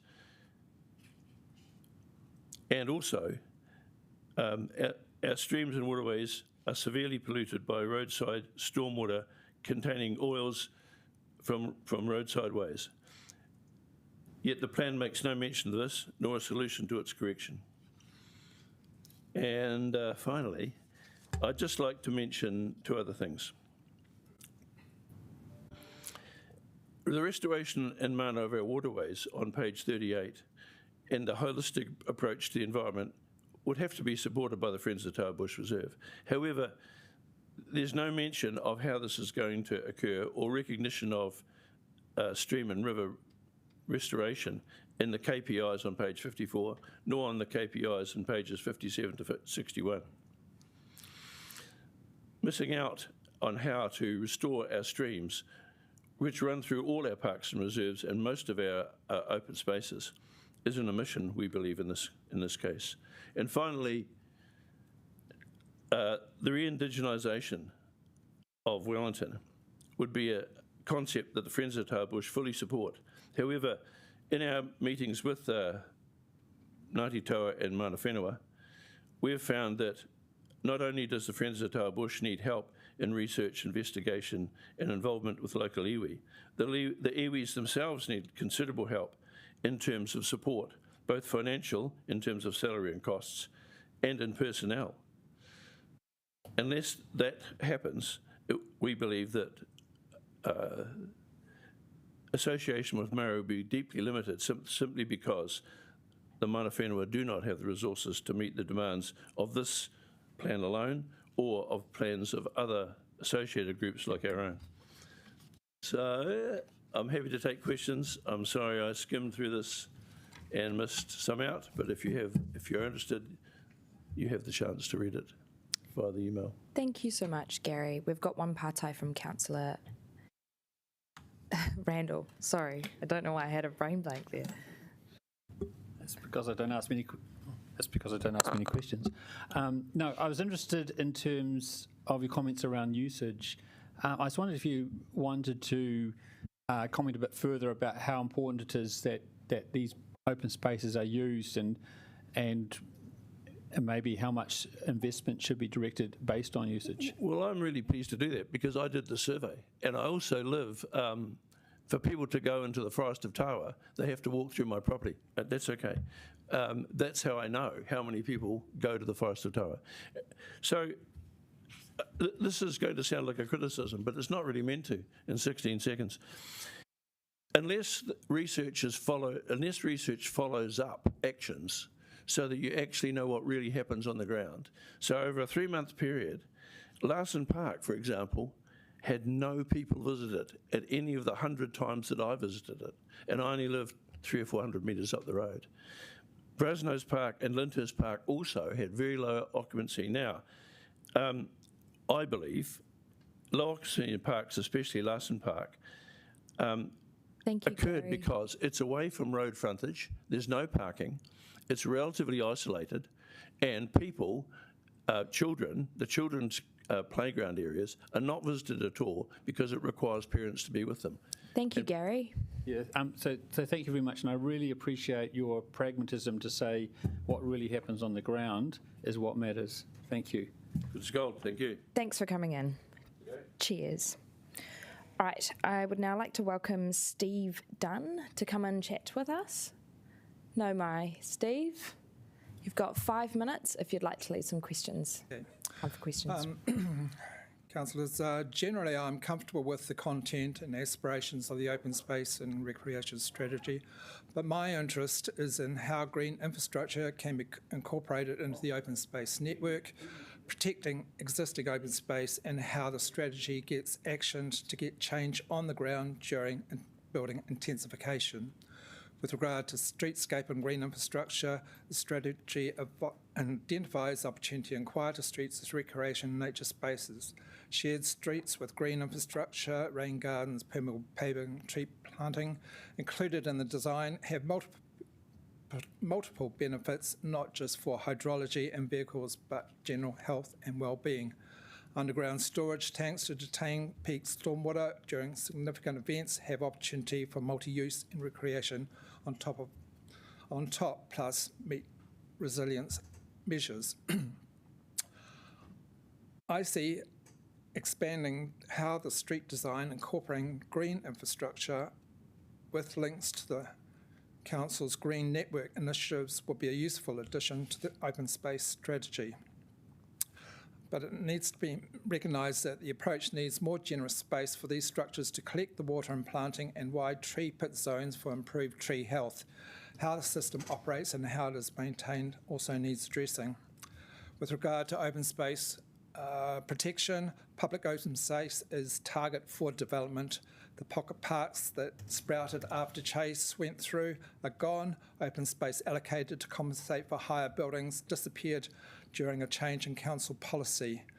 The Wellington Waterfront Framework, April 2001, identified key open space areas at Frank Park and Waitangi Park with a potential transitional development site, currently the Schaefer Street car park.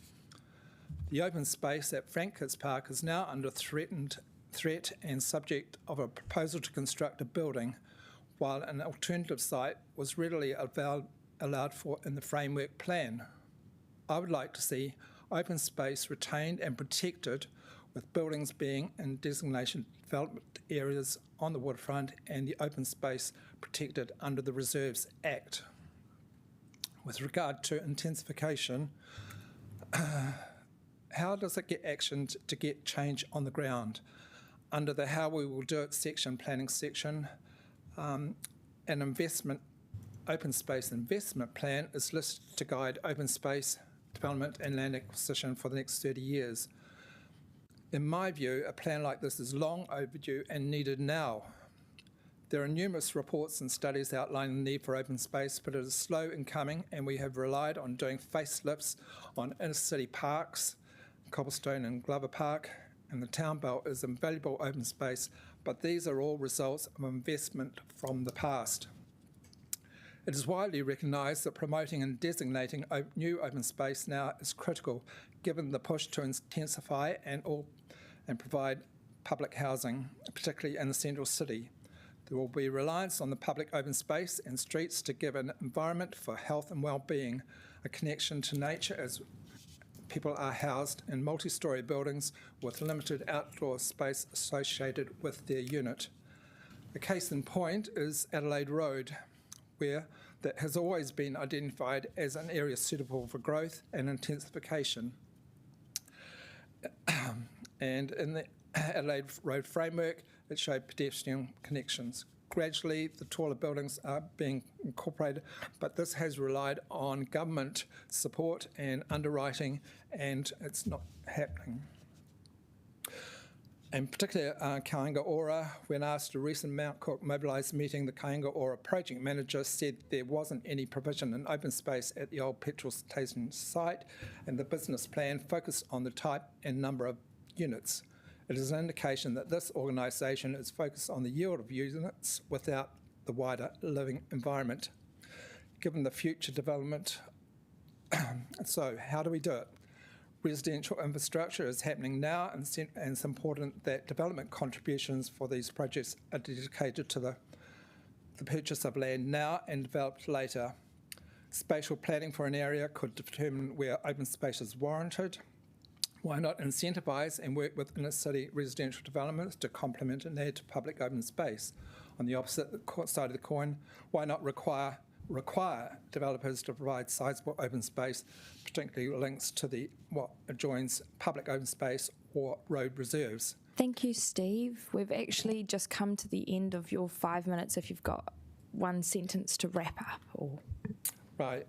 I think it's the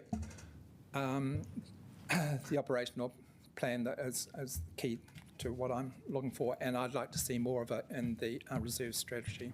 Cool. Thank you so much for coming in to talk with us today. Cheers.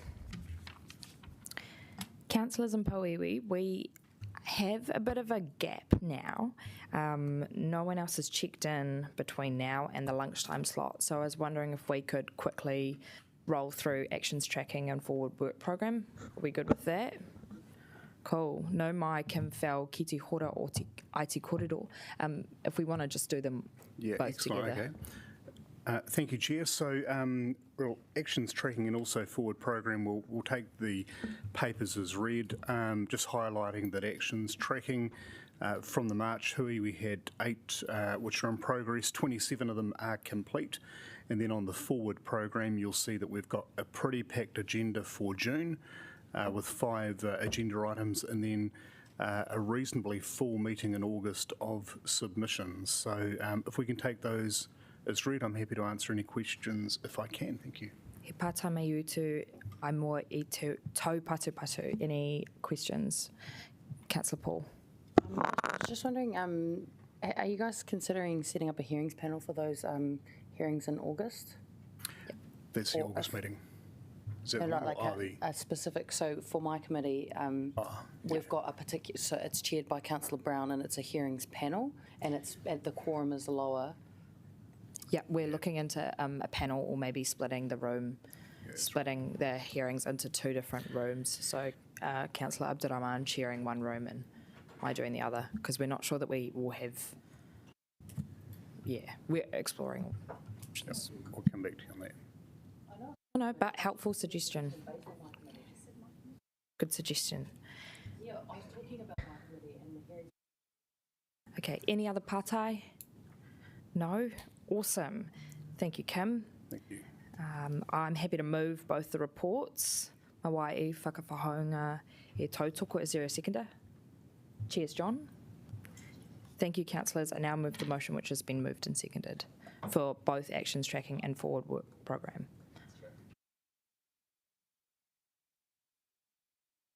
Is that all right to do it again? Cool.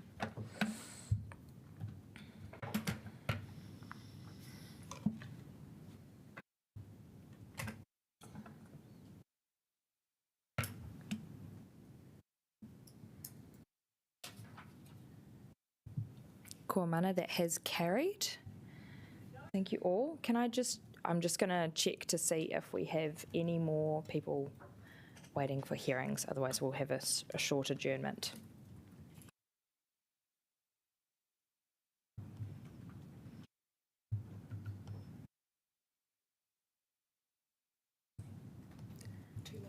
Cool. We'll have a 2-minute adjournment.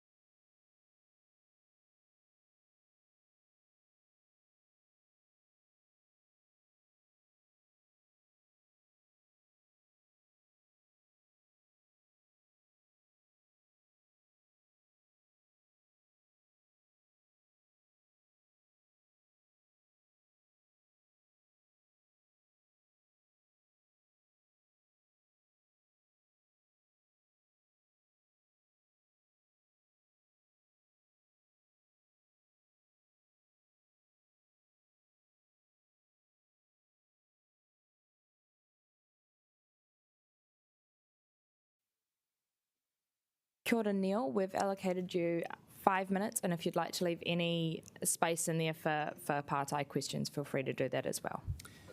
Thank you. I have a short piece of paper. Better take one for me. Thank you. Try and keep this as brief as possible. It's always a bad time of the day, keep you from your lunch or anything. My name's Neil Deans. I'm lived and worked across the entire country, but have been a frequent visitor to Wellington for many decades and have lived here since 2015.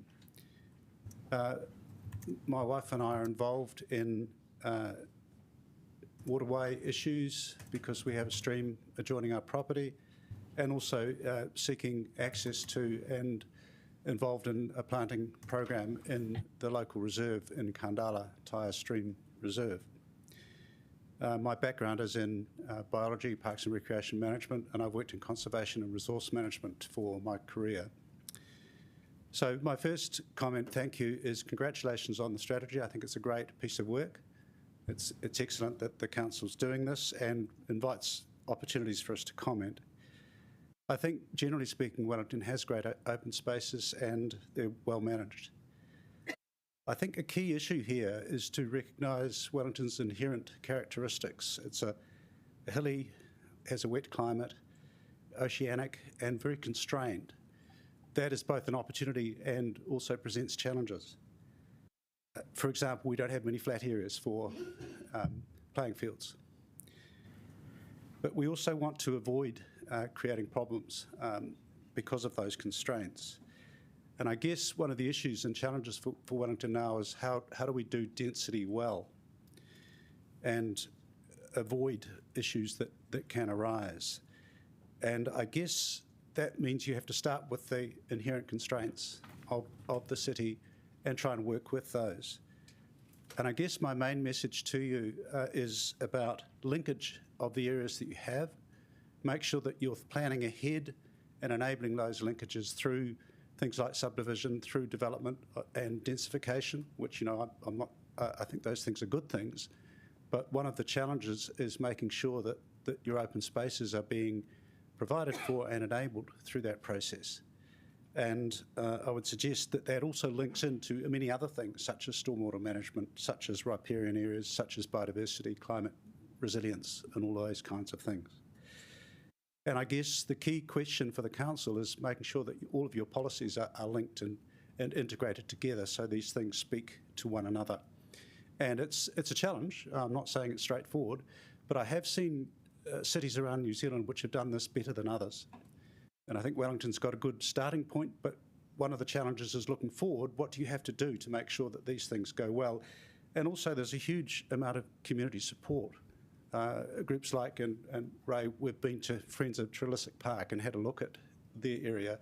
They've done a huge amount for Wellington and enabled that to be an improvement over time, and kind of they've brought the community with them and supported the development of Trelisic Park, just by way of example. But there are future opportunities, for example, Kōrau stream going out to the sea. There will be development in that area. We want to make sure that that is a link that enables access to the sea eventually, not now, maybe 20, 30, 50 years' time. But if we don't make decisions, key decisions now through our planning process, then we may miss those opportunities. That's enough from me. Happy to answer any questions. Kia ora. Thank you, Neil. Partai Councillor Chung. Thanks very much for that. Appreciate that. How do you think we can actually do that? Can we actually do that by our parks and reserves having more sort of plants and things for the volunteer groups to use, or? Part of that is that, but we've also got to make sure that the areas of land, for example, linkages, unformed public roads, are being maintained and recognised looking forward. How could these be linked up? Sometimes that won't be now, it might be in 10 years' time. But if you, for example, there's a subdivision that comes up that could enable esplanade provision or joining up some public road, then take those opportunities when they come up. And it's particularly important if we densify our suburbs, because people will need those linkages to make the suburbs great places for people to live and enjoy. And with more people, there'll be more people to help look after it. Thanks you, very much Neil. for that. Thank you. Thank you, Neil. Cheers. Thank you. Nau mai Ellen Blake speaking as an individual today, and she is on Zoom. Kia ora tātou. Hopefully you can see me and hear me. Thanks for this opportunity for coming to speak about the Open Spaces Plan. I just don't know if you can see behind me. The reason why I'm not in person today is because I'm at Takupawahia Marae, which is where a wānanga is being held for Restoration Week, talking about streams. So I do a lot of work, volunteer work for open spaces all around Wellington and through our wider region as well. So I feel quite passionate about open spaces. So I've got kind of three messages, I guess. There's quite a lot of detail in my submission, but I guess the three things I wanted to particularly talk about was making sure that the Open Spaces Plan, which is a great next step forward, also is really clear that open spaces are public spaces and that we maintain public access to those spaces. Some of our main open spaces are of course, roads, and we need to make sure that people have good access to those roads. And so I think part of the scope of the Open Spaces Plan wasn't quite clear to me where you draw your boundaries around what this plan is going to cover. So just wanted to make sure that roads were in there, and that whole idea that these are the places are for the public and that they are owned by the public, managed by City Council, but they should be for everybody. And so my second point really is that kind of leads on from that, is that the open spaces should be more inclusive. I think we've had a long history of providing for some people and not providing very much for anybody else. And when I think about that, I particularly think about women and girls in particular, because we know that once you hit puberty, physical activity and participation from girls in particular, and women, young women, really drops off. I think if you look at some of who has all the access to the parks, I think you'll find them mostly traditionally male access, particularly things like sports grounds. So I really put it in a plug for women and girls, but also for older people, for more inclusive spaces for people with disabilities, and particularly for the inner city as well. It's our largest suburb, but it's got probably the worst open space access. So a really big plug for that. And I guess my third point that I wanted to make was that we should really be supporting improving the Wellington biodiversity a whole lot more than we do. Particularly if we think that open space includes streets, we really need to stop planting exotic species in our streets and roads. Just thinking that recent example in Elizabeth Street, people wanted some really not very nice exotics, whereas we've got some fantastic native plants like rewa, kōwhai that would be really cool in our streets. So can we please switch to natives as a priority? I guess those are my three things, but happy to take questions on some more. Oh, no, I'll just make one more little point. The speaker before was talking about the importance of volunteers. So I think that we could do a lot more with volunteers. I think they do a lot of the work in Wellington, but there's no extra budget for volunteers. I think there really should be. So thank you. Kia ora, thank you, Ellen. We have a pātai from Councillor Free. Thank you, Ellen. I guess I'm just interested in the balance between, also wanting maybe edible things in the city and the planting of natives. How do you see that playing out in the public space? Great question. Now, this is really pertinent to what happened on Elizabeth Street. So I live in Mount Victoria, great spot. We have some fantastic street trees. People started planting them quite a long time ago. We've got a lot of olive trees, and there's even some fig trees, but they're not maintained at all by City Council. So a lot of those trees are too large to harvest. We go out every year and try and harvest the olives, for instance, but even with a rake, you can't get to the top of the tree. So the fruit from that, the edible part of it, is wasted. And what instead happens is that those little hard olives drop on the footpath, and they're very slippery. They're like walking on marbles. And so not only the trees not maintained, most of those things just lie around. I don't know that the street cleaning is quite the thing for those. And the same happens with the figs. The figs, people hop into the trees and have a gay old time pulling all the fruit off before it's even ready. So if we're going to have edible forests and things like that, somebody has to manage them. You can't just pop them on the street or somewhere and think that that's going to work. I think that a lot more thought needs to go into the edible part of that. Thank you. Kia ora, Ellen. Thank you. Really quick, Councillor Chung, one more question. Thanks very much, Ellen. You're talking about planting native trees or ensuring that natives go in rather than exotics. I think that there's actually a policy, or I don't know if it's a policy of our parks, planting fruit trees in our public parks. Like, for example, we've had fruit trees planted in Broadmeadows. Do you think that's a good idea? Like, do you think that would be an exception and that would be preferable to some of these natives?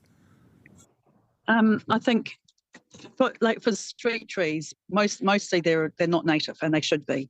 For fruit and edible trees, I think they've got to be managed. You can't just pop them in and leave them, and they need to be somewhere where they won't spread and become weedy. So some of those fruit trees can end up being a problem in our ngāhere. Hope that's enough. Yeah, thank you, Ellen. Very clear. Cool. Okay. Now, we don't have the next people just yet, but I was wondering if Matt Farah from Trails Wellington would be able to jump up.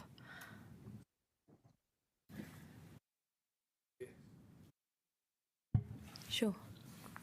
I'll take the slides. Thank you. Kia ora, welcome, Matt. Just make sure your microphone's on. If you push the button and there's a green light. There you go. You can hear me? Yep. Kia ora. It's Matt here from Trails Wellington. And it's nice to have a chance to talk to you. Some of you will have heard me talk a little bit about what I'm going to talk to, but I'm going to go through this really quickly because we haven't got much time to explain how Trails Wellington's vision and plan aligns very well with Te Whai o Rangaponaki. So, with the essence of what we've been talking to a few of you about and the community in Wellington around our vision is that we think Wellington's really unique. It's got an amazing opportunity to further leverage off our amazing green belts, inner and outer town belts, and so we think that's really important and it gives us a unique differentiator. If we do that, we think there's these three amazing benefits that is going to accrue to the city. Firstly, I can talk about the environmental ones, which is really the idea that we're going to talk about in our plan is how we can not just build trails for walkers and mountain bikers, but a nature-based commuter trail. So those are different than mountain bike trails, and by doing that, we will be taking cars off the roads. So that is a really powerful CO2 emission reduction story. In addition to that, there's a whole bunch of things that these trail builders do to regenerate our native bush, to reduce predators by doing the work that they do in the trail areas. The second key benefit is really just about the well-being of our community. And if we build these trails and we have people riding bikes on them and walking in them, they will live longer, less premature death. Regular cyclists are healthier mentally and physically, and getting our youth back into the bush and nature and connecting to nature is really, really important. We need to get them commuting to school. Only 2% of kids now commute to school. So again, these are really important benefits. I'm not going to spend a long time on this. If you want to know more about this presentation that some of you have seen or want to connect with me and talk to me, I would love to go through this in detail. The third benefit is the economic one, and this is about not just building trails that are great for recreating and for the environment, but actually they become an iconic tourist thing that will help and attract people to come and want to stay in Wellington or want to visit Wellington. And we think that that's really powerful, and there's an opportunity to redefine our city here, to redefine Wellington as a city that's unique because we're connected to nature. And that is really unique. And so we think it's a powerful story to take from a tourist perspective. So, in essence, Trails Wellington, we've done a plan that I've shared again with you. It's about getting families and younger people to embrace the outdoors, how we bring these tourists in that I've just talked about, and then this nature-based commuter trail, which is what I'm going to talk about only from now on. And I'm not going to dive into any more of our plan. The nature-based commuter trail, we believe, is really well supported in Te Whai Rangaponiki, by the way. So, what is it? It is really not mountain bike trails. It is wider, easier to ride trails that appeal to a wider use of bikes. It is going to be flat and wide, as I said, and it's there to complement Panaki Poniki. We think this is a really good opportunity to turn the talk around the cycleways by adding this to it to something amazingly positive, because people will be able to ride without fear of cars. Safety, no cars in the bush. It's pretty powerful. The essence of my feedback, therefore, in my short presentation is that we love 5.4 of Te Whai Rangaponiki because that is about creating world-class experiences. So the essence of that is the essence of our vision as well. So we think it's really, really good. The P7 that you have in there, which talks about let's investigate how trail networks can support commuter routes, well, obviously, we're a fan of that. again, that's the essence of what we're talking about. We think it should not be medium term, it should be short term. And I will talk a little bit more about why that should be short term.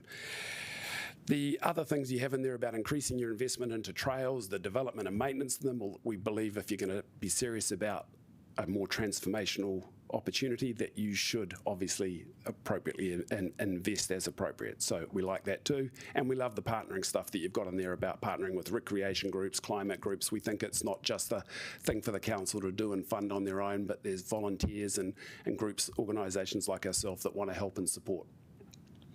So, in summary, our nature-based commuter network that I've talked about, I believe that this is a no-brainer.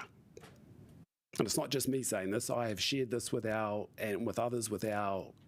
trail user community, with businesses, and it's a consistent feedback that we get that the nature-based trail network is a no-brainer.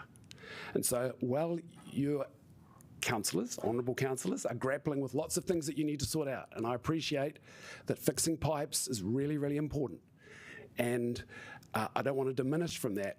But no one is going to remember what you did in years gone by.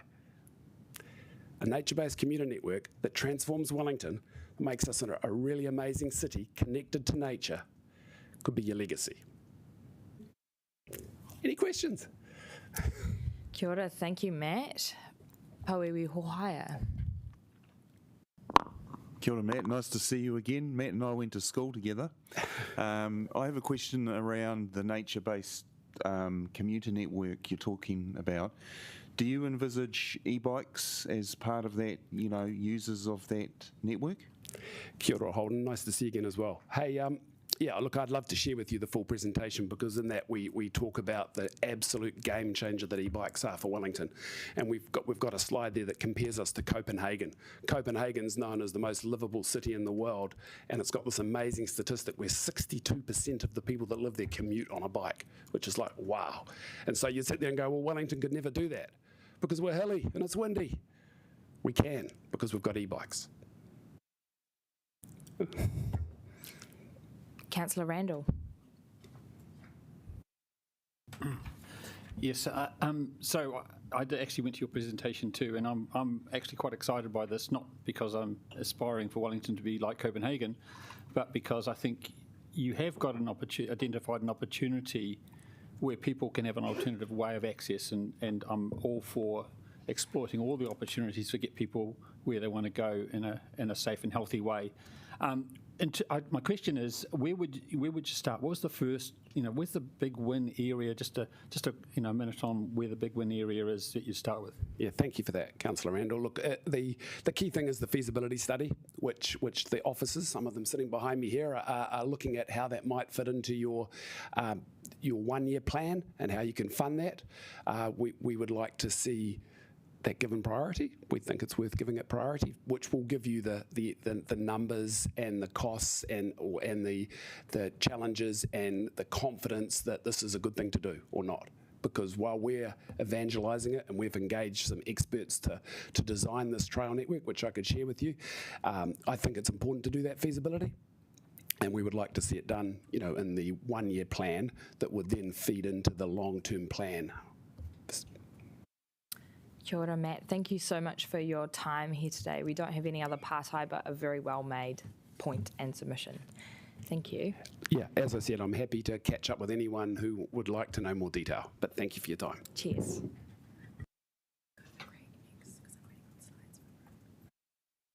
Cool. Just while Rose and Rowena get their slides to Democracy Services, I wonder if Craig Starnes can come forward. If you're ready, Craig. Excellent. Welcome, Craig. You've got 10 minutes and there will be a clock up there just to keep track if you want to leave any space in there for partai. Hello, everyone. I'm never sure if it's good to be the last person to talk before lunch, so hopefully I can keep you focused until you get your lunch. Well, I'm going there soon, Tim. I am going there soon, promise. So I'm representing Brooklyn Trail Builders, and for those of you that may not be familiar with what we've done, we have an MOU with the council that includes all of Waimapihi and all the way to the south coast, including Kerry's Gully Reserve and Te Kopahau. It is a seriously large chunk of dirt, and we're seriously passionate about providing public access into those green spaces. First of all, we're really impressed with the strategy document that's been submitted for public consultation. It's comprehensive and broad-reaching. I'll come back to the broad-reaching bit later. We particularly like the justifications that are being used in the strategy. Over the past decade, many of our written and oral submissions to the council have used a lot of the material that the council is now using in this particular strategy document, in particular the physical and mental well-being, the community building. We have huge engagement from the community, both with volunteers and businesses supporting the voluntary builds that we do. The environmental care. Brooklyn Trail Builders have often rolled out the mantra of trails, trees and traps, and we still stand by that, although the traps have migrated off to Capital Kiwi, so we don't have any direct involvement with the trapping network now. And the economic benefits is just one of those lovely things that comes as a result of everything else we're doing. So it's really pleasing to see that these are all being used in the strategy document for reasons to promote access to our fantastic green spaces. Brooklyn Trail Builders have actively promoted access to the green spaces with sensible and well thought out master plans. We did that for Waimapihi. We've done it again recently for Te Kopahau and Kerry's Gully. And we've been working in conjunction with Trails Wellington, and Matt has just been speaking to you about that. We clearly love 5.4 in the strategy. It's very hard to go past that one because it's promoting world-class trails, and we're particularly keen on walkers, runners, and as well as biking for users of those trails, provided they can be done in a way that minimises user conflict. The biggest user group recently has been long-distance runners, and we see a lot of them out on the network now. Okay, so what isn't so great? We kind of think the strategy is too ambitious. You're asking everyone for everything, and we wonder just how practical that is long-term from, if nothing else, from an affordability point of view. By way of example, the Outer Greenbelt Management Plan has recently been reviewed, and as part of that, a master plan was done for Te Kopahau. A result of that consultation was a set of tracks that were approved. The council has spent $200K on doing due diligence, geotech, investigations for that network, but as I understand it, there is no money set aside this coming fiscal year to actually do anything with that prelim work. So it would be great if that capital could be allocated to then allow for that logical extension of what has already happened. If the capital's not allocated, nothing will happen. Also in the open spaces access plan, there have been patchy results with rolling out the key initiatives in the last two plans, the 2008 and the 2016 plan. So whilst a lot of our focus has been on advocacy for access to green spaces and then building the tracks and maintaining them, there is a range of tracks that are approved, but nothing else is happening. And it would be great if more focus could be put on actually rolling out and having those tracks built.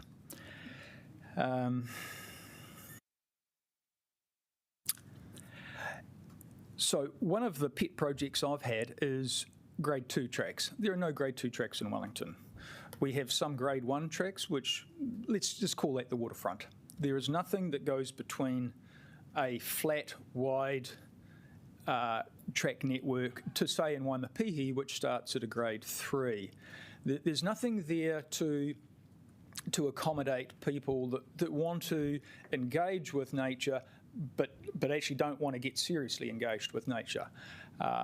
So in the last Open Spaces Access Plan, we were successful in getting a route, a shared pathway from Central Park through to Wakefield Park via the town belt. Nothing has happened with that. We've had a few goes at it. We tried sort of via the back door when the Prince of Wales Reservoir was being built, whether we could get some of it built there as the temporary route. That nothing happened there. But we'd very much like that to go ahead, and I think Matt has spoken about that, that network previously. As a volunteer entity, we are very keen on doing our bit. So we're building a track now in Kerry's Gully. We're wanting that that's stage 1. There are future stages that cross private land. And we're very keen to see how the council might be able to support us in approaching those private landowners to gain access over those land blocks. So that's something that would be good that I would like to think would come from this. The approval process isn't that easy for volunteers. Sorry, I got to say that. We've had multiple instances where the approval process has taken many years.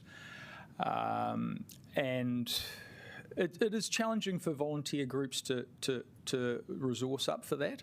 We'd rather be out there planting trees and building tracks and maintaining tracks. Quick summary. Allocate funding to build new tracks in Te Kaupahau. Prioritise funding for a grade 2 network, and that's what Matt has talked about. It would be great if you could help secure access or control of private land for logical track connections. Returning to the strategy document, I'll just list the numbers. P1, P7, P13, D6, D10, D12, C1, 2, 3 and 6 we all are very keen for. And any questions? Kia ora, Craig. Thanks so much for your submission. Do we have any partai? Councillor Paul. Kia ora, Craig. Thank you for that submission. I'm thinking a lot about the kiwi that have been released there, especially with this our poor friend Polda over in Miami. I know. And so I was just wondering, do you guys have a good relationship with Capital Kiwi? And Absolutely. Like, how do we make sure people don't have their dogs running off leash? Paul Stanley Ward, from what was previously named Pohol Protectors and now is Ngā Kaimanaki, and Holden is very familiar with that group. We get on really well with Capital Kiwi. We would love Kiwi in that area. It would just be the best. We've got the network that we had has passed on to others. The track network that we've created has been adopted by others to roll out tracks. So there is a trap every 50 metres on the network that we have built. And that allows that further community engagement, ownership, care of that network. So yeah, we do have a pretty good relationship with Paul and his co-workers. we might actually drink a garage project with them from time to time. Cool. I think I've seen you guys there before. Thank you so much for coming in, Craig. You're very welcome, and enjoy lunch. Cheers. Thank you. No mai haere mai, Rowena and Rose, if you'd like to come and give your presentation. Just had some rearranging to do. Long time no see, Rowena. How lucky. Just yesterday. And just make sure you're pop the button on so that you've got a green light in front of you for the microphones to work.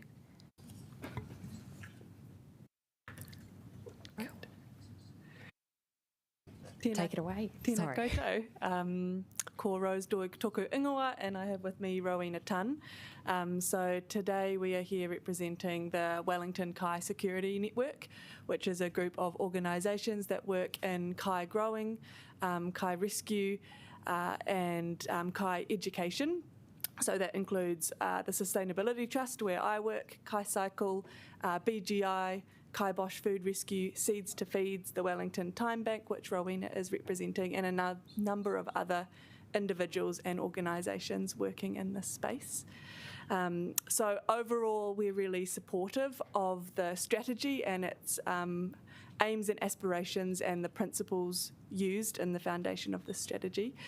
We would like to see a strengthening in the strategy to support kai growing and foraging in our open spaces, and this is for a number of different reasons. There we go. Wonderful. So there's a lot of benefits that come with growing kai. There's a lot of evidence that shows that gardening has huge benefits for mental well-being, and also as a social and recreational activity for community well-being. It increases our food resilience. So in the Kai Security Network, we have a vision and aspirations to see a food secure and sustainable food system in Wellington, where all have access to healthy and affordable food and a chance to grow their own kai. So by supporting growing kai in open spaces, we are leaning towards that vision and supporting food resilience in the face of climate change and other natural disasters such as severe weather events and earthquakes. We're also taking direct action on climate change by localising our food system and helping inspire that care for the whenua that comes when we get the chance to interact and grow our own kai. By giving everybody access to places to grow kai, it's increasing access to healthy and affordable food, particularly in the face of higher density living and less people having access to grow food in their own houses. So ensuring that food is able to be grown in open spaces and everyone in our city has access to do so. It also supports giving Māori access to the whenua to carry out traditional kai practices and meet our obligations under Te Tiriti. So we would like to see this strengthened and support in the strategy, and gardening and growing and foraging elevated in the same status as other recreational activities that are discussed in the strategy. So we see that community gardens and growing kai is mentioned, but we'd like more backing and support for this to ensure that our open spaces can be used for this as more people move to Wellington and our housing densification increases.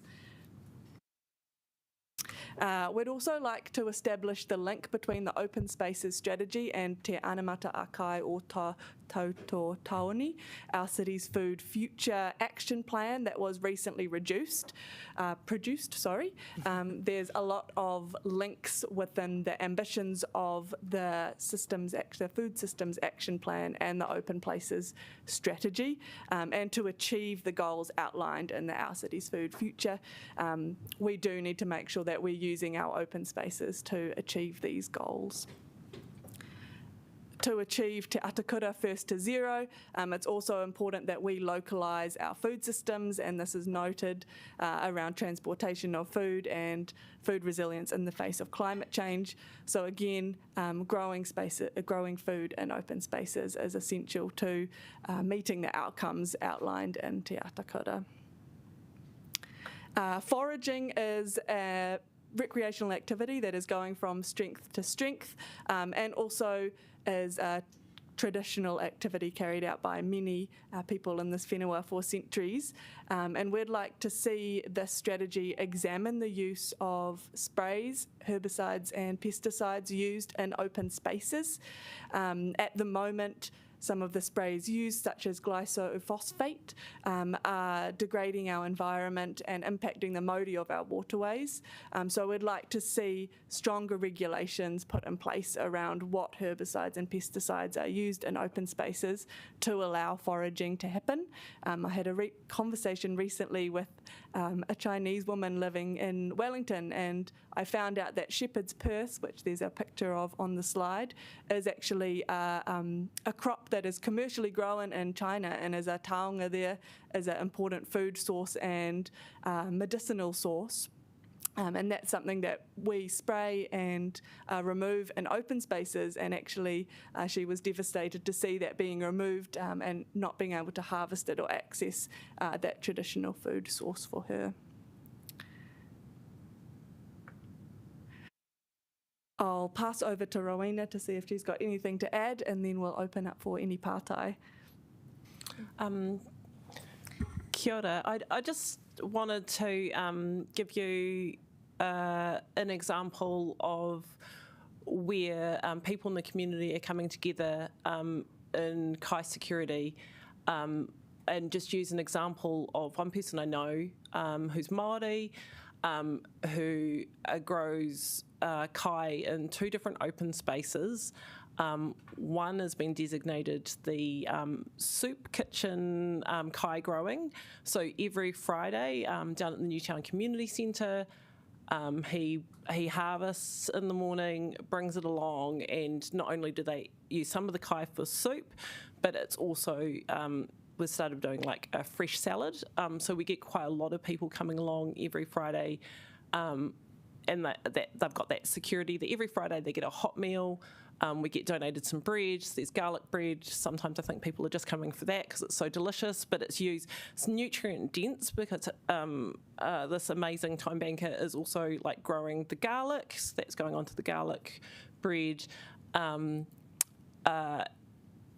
I got to visit the other garden, which is more like a kitchen garden, which has about 20 different, it's a small space. It's just less than this table area, half the table area, and it's growing like, I think I counted 24 different types of vegetables.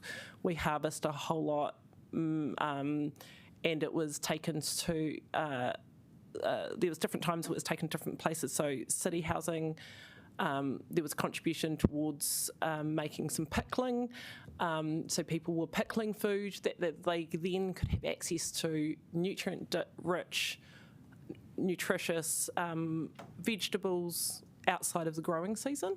So there's a lot of collaborations that are happening within this kai security network, including with council through the city housing, the tenants, bringing people together that wouldn't normally meet, which is something that the Sustainability Trust and the Time Bank are really keen to support.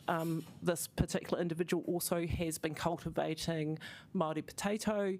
I got to go into the shed and see the A and B grade seed stock that is then shared across other community gardens. So the support of growing kai in open spaces is actually really impactful. It is feeding people. It is respecting the whenua. It is teaching children. It is involving people who wouldn't normally have access to growing spaces. So your support actually makes a real difference out in the community. Thanks. Thank you. We've got one quick pātai from Councillor Abdurrahman. Cool. Thank you so much, friends, and that's really interesting. And my question would be, do you think the strategy by itself is enough, or is there an area legislatively that we can look at it to make it what you're advocating for to happen? And what kind of legislative areas that you're thinking at council level or at government level? The second thing is, Rona, your organization, Time Bank, do a lot of amazing job. So I want to know what is that? What is time bank? We want, some of us we're not sure. So if you can a bit touch on that. So. Sure, I can answer that first question quickly. So we would like to see, at the moment, there's quite a rigorous process for the establishing of any community gardening or urban farms on Wellington City Council open spaces, and quite limited areas where that is allowed. So we would like to see that legislation made easier, so it's easier to establish urban farms and gardens. And that there's more council funding and support allocated to these projects. Cool. I've got a couple of With regards to the second question, I've got 10 seconds left. So I would be happy to circulate some information. I came with Erin Gribble yesterday and presented in support of continued funding. We've got another year funding, so we had put in a submission in support of the recommendation to continue funding for the Wellington Time Bank. And we also put in a pitch to return us to 3-year funding because 1-year funding is not a good way to sustain staffing. But yeah, I'm happy to circulate some information about what we do and how we work alongside. We've got 103 different member organisations, including pretty much all the Kai security organisations, and how we support them do their mahi. And I guess just quickly to go back to that first question, we do have in our written submission outlined the specifics around how we would like the strategy changed to strengthen its support and what could be changed in terms of the legislation to make that happen. Kia ora, thank you both. And for councillors interested, you can go back and watch the grants subcommittee meeting yesterday on YouTube and see that information there, just to save you some time. Yeah, kia ora, thank you both for coming in to talk to us today. Thanks for making this possible. Cheers. Alrighty, councillors, we are on to have some kai. We're going to take a lunch break and be back here at 1:15. Just to also know we're running a bit ahead of schedule, so we'll probably get on to tupiki ora and other papers around 1:20, 1:30 now.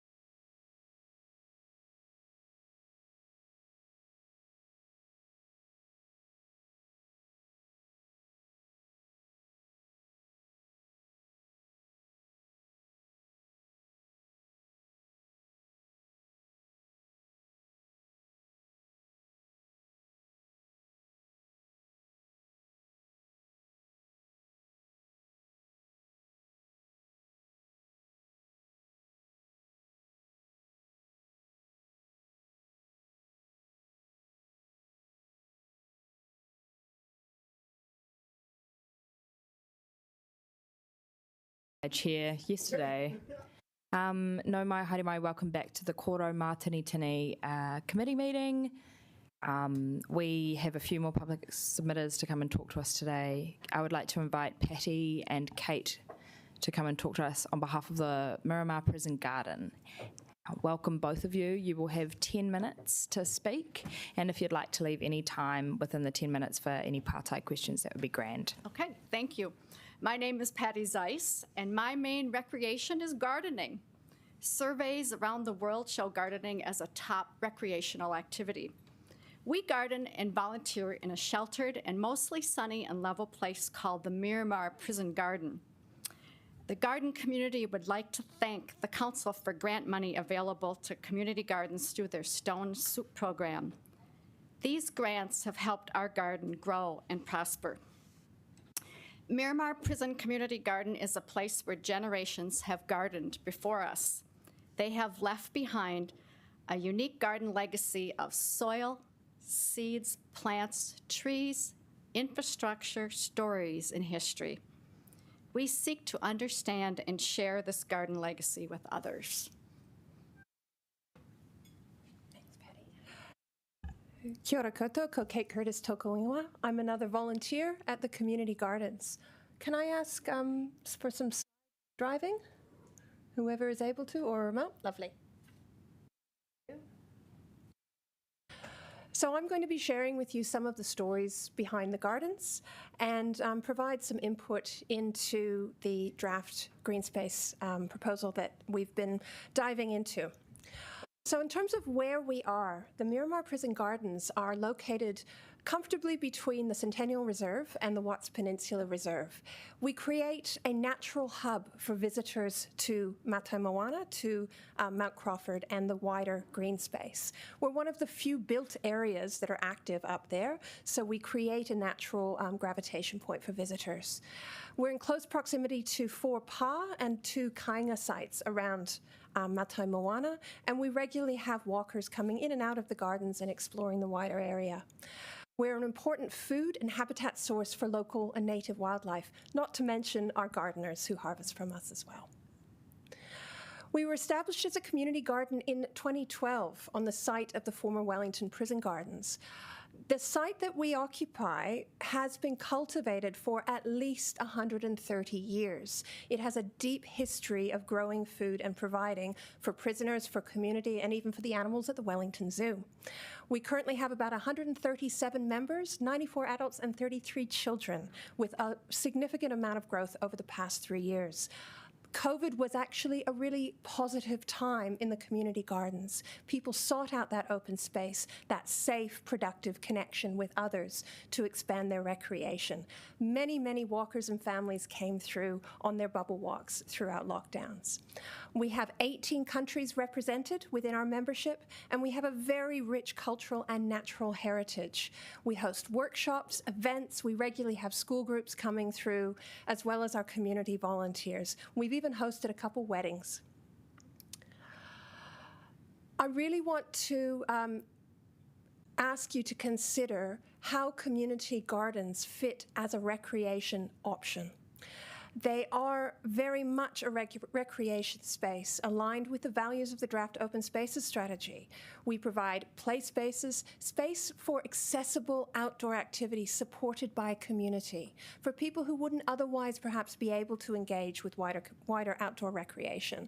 We provide food security and resilience to climate change and a growing understanding of those aspects. And of course, we make improvements to our soil health and biodiversity, both within the site and in the wider area that accesses us. The community garden is positioned within one of the largest urban nature spaces in Wellington. We're quite unique in that regard, in that we are surrounded by regenerating bush. We regularly have tui and kariaria and all sorts of wildlife that we don't see in other parts of Wellington flying in and out of the gardens, much to the delight of our members. Community gardens service parts of the community that are not well served by other outdoor recreation areas. They are really accessible. It's very easy to just pop along, plant a few things, get your hands dirty, and enjoy that space. It doesn't require any equipment. It doesn't require financial investment. It's time independent. It's intergenerational. We have families with tamariki all the way up to 80-year-olds gardening together. There's not a lot of recreational activities that allow for that intergenerational interconnection. And we promote agriculture and horticultural awareness. We have Duke of Edinburgh students who come in who learn about planting and growing. We have artists in residence. We have foraging communities that come through and learn about what grows in our area and how they can use it in their food. We also provide a space for recovery and growth through mental health challenges. We have a number of members who have come to the gardens as a place of healing and find it somewhere to recover.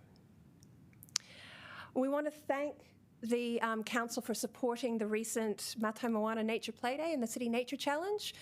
Awesome to hear that Wellington beat Christchurch in that regard, and really grateful to be part of that. So it was a wonderful day with about 170 some odd people who came through from lots of different walks of life. What really impressed us most, though, was the number of locals who came through who had never been to the gardens before and didn't know that it existed, and the look of delight on their faces as they came around the corner. We had kids painting the walls with natural paints and our artists showing off their work. We had seed bomb activities. We had talks from Predator Free Peninsula about the revegetation work that had been happening in the area. And we had lots of kai being made with the produce from the gardens and shared. It's also a place to learn. Up there you'll see on one side a group of Year 3 and 4 students from Miramar North School, which is just down the hill. We've been working with them on their implementation of the Aotearoa New Zealand Histories curriculum, and of course the wider area is part of that local curriculum. We've got students from Wellingtonese girls who come up on Sunday afternoons and do work in the gardens and learn about horticulture. We've had other school groups coming in and out as well, and we're slowly expanding that program too. We've even provided a space to learn for teachers as a group of teachers from Miramar North there who chose to have their staff meeting one afternoon up at the gardens and said it was the best one ever. I've never seen teachers so delighted. They were. They loved it. Now, I do have a video here, but just imagine that there's a flock of children running down the hill with the view of Wellington behind them. Screaming madly, but happily. There they are. I don't think it's going to play, but you can see it. All right. So we do have some challenges up the mountain that would be supported by some greater investment in infrastructure. We've been developing some trail maps of the wider area. You've got one of them there in front of you, and we've had put some physical maps up at the trailheads. Unfortunately, they've been stolen. Our impromptu and improvised trail markers get chewed by the cows. We can't really begrudge them that, but it does mean we need something that's a little bit more resilient. Some simple things like solid and robust signage to show where the gardens are and to how to navigate the wider area would be incredibly beneficial to the many people who come up there regularly. Toilet facilities would be marvelous. We have one very simple, basic composting toilet. It doesn't cope with the load when we have a lot of people coming up. We don't have potable drinking water. We rely on rainwater. So little things like that make a big difference. People think drinking water. Yeah. So in looking at the draft that has been shared, the idea of a nature area and the infrastructure that goes with that fits really nicely with the ethos of the community gardens and the wider Mātai Moana setting. So the amenities that have been described there are exactly what we have been looking for and needing to really embrace and welcome people into this beautiful part of Wellington. So finally, we would urge Council to consider the role of community gardens as a valid natural recreation option. alongside all of the other nature areas and recreation spaces that are being established, and provide them with that little bit of support and infrastructure building on what has already been provided to date to let us serve that wider community and continue to provide that role and function. So I will leave it there and open the floor for questions. Thank you. Councillor Chung, quick question. Yep, quick question. Thank you very much for that great presentation. You're talking about toilets and water, fresh water. Surely we would have had those facilities up there with the prison up there. So have you talked to the council about being able to access this and install those? From what we understand, access to the prison is not possible, or any of the resources within it. It's been completely closed off. So all we have is what's available to us at the gardens. Kia ora. Thank you very much, both Patty and Kate, for coming in to talk to us today. Kia ora, thank you. Cheers. Cool. Now, I was going to say this before lunch, but just when we are asking questions, to remember that it is public submitters time, so if you make 3 statements and then give your question, you're lessening the amount of time that public can be able to talk to us. Ray, that was a very short question. Didn't mean that one. Good. I'd now like to invite Paul Forrest to come forward and speak to us. Welcome, Paul. You've got 5 minutes, and if you'd like to leave questions. Thank you for hearing me out. I am one of the 2 kaitiaki of Carmichael Reserve in Owen Street in Newtown, where we have planted 7,000 native trees over the last 10 years and another 500 going in the next 2 weeks. I was asked by a councillor to read through the submission, and in my opinion, it is far too human-centric. There is no mention of the other creatures we share this land with, for example, the birds. Now, I know that there is going to be an emphasis on the parks and reserves. What I'm wanting to do is create some flyways between the parks and reserves throughout Wellington of the mature native trees in backyards. Now, what I'm asking is a big ask, and if I can manage to save at least 1 mature native tree that feeds and nests the birds, then I see that as success. But when we have grey warblers and fantails, etc., all the smaller birds, they are not long-distance flyers. They have to have feeding and fly pathways to get to move throughout the city. And without those birds are not going to travel through the city. And I live in Harper Street in Newtown. I have 30-year-old natives in my backyard. It is constantly full of birds. We have a 100-year-old lancewood in another neighbour's backyard. Now, I know Newtown is I'm speaking for the whole city, but I know that Newtown is in the firing line for redevelopment. The first thing that a developer is going to do is come through and chop down the trees on the property. And I can see why architects and developers do not want to have to navigate around mature native trees. But if we are going to stand behind the statement of being the bird capital of the world, and we are, we have to be bold and work out some way to save some of the native trees on private land.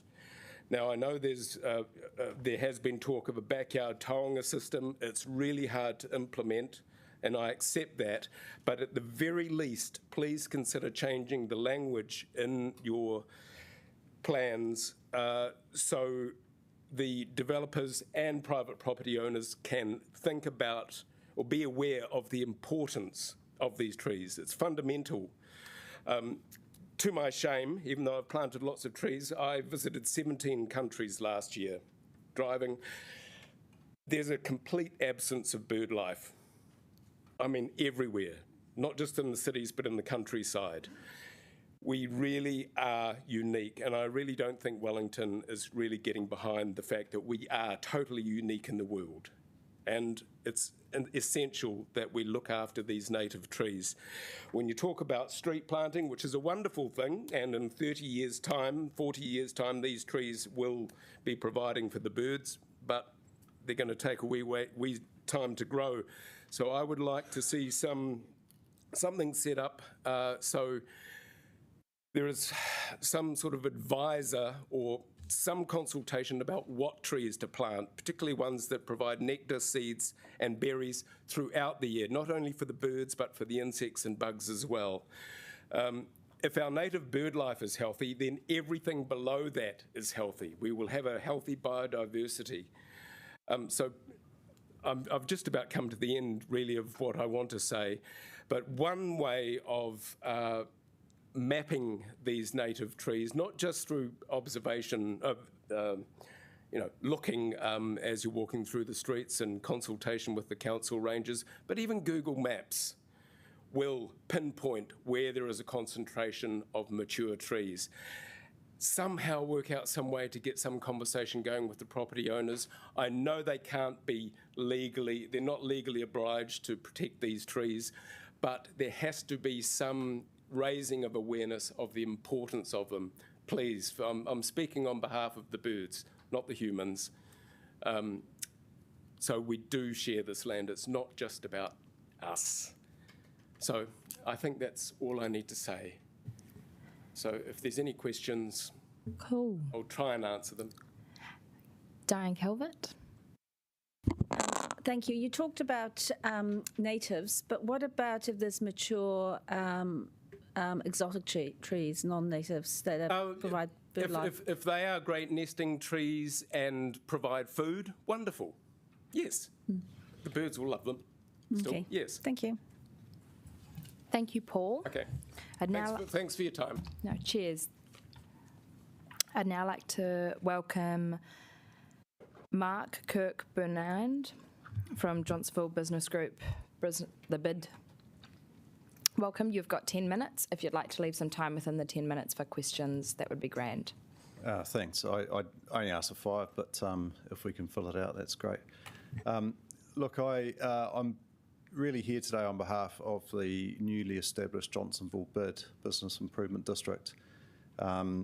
We rallied around last year and years before, and we've surveyed local residents, and there's a strong belief that we are really underfunded for local green space in Johnsonville, and I mean in the central area, not the wider Johnsonville area. So if you look at the PowerPoint there, it's a bit cliche, but it's a concrete jungle, and we've got no Midland Park for the centre of Johnsonville, and we are crying out for it.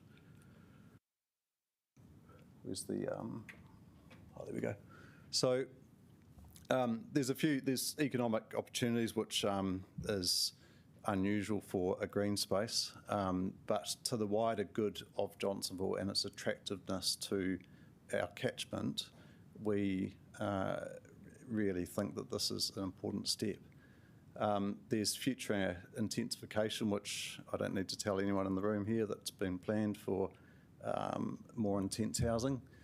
But the bigger thing for me is probably social advantage. We are a really multicultural community in Johnsonville. We're 29% Asian, but when people visit the centre and have nowhere to collaborate and be, they end up just going home and going to work and going different spaces. So we're missing that community wellbeing. On the economic front, some stats pulled, I think, from council documents show that we do trump the other regional centres in Wellington for retail spend, but we're just not meeting the potential of what we could be.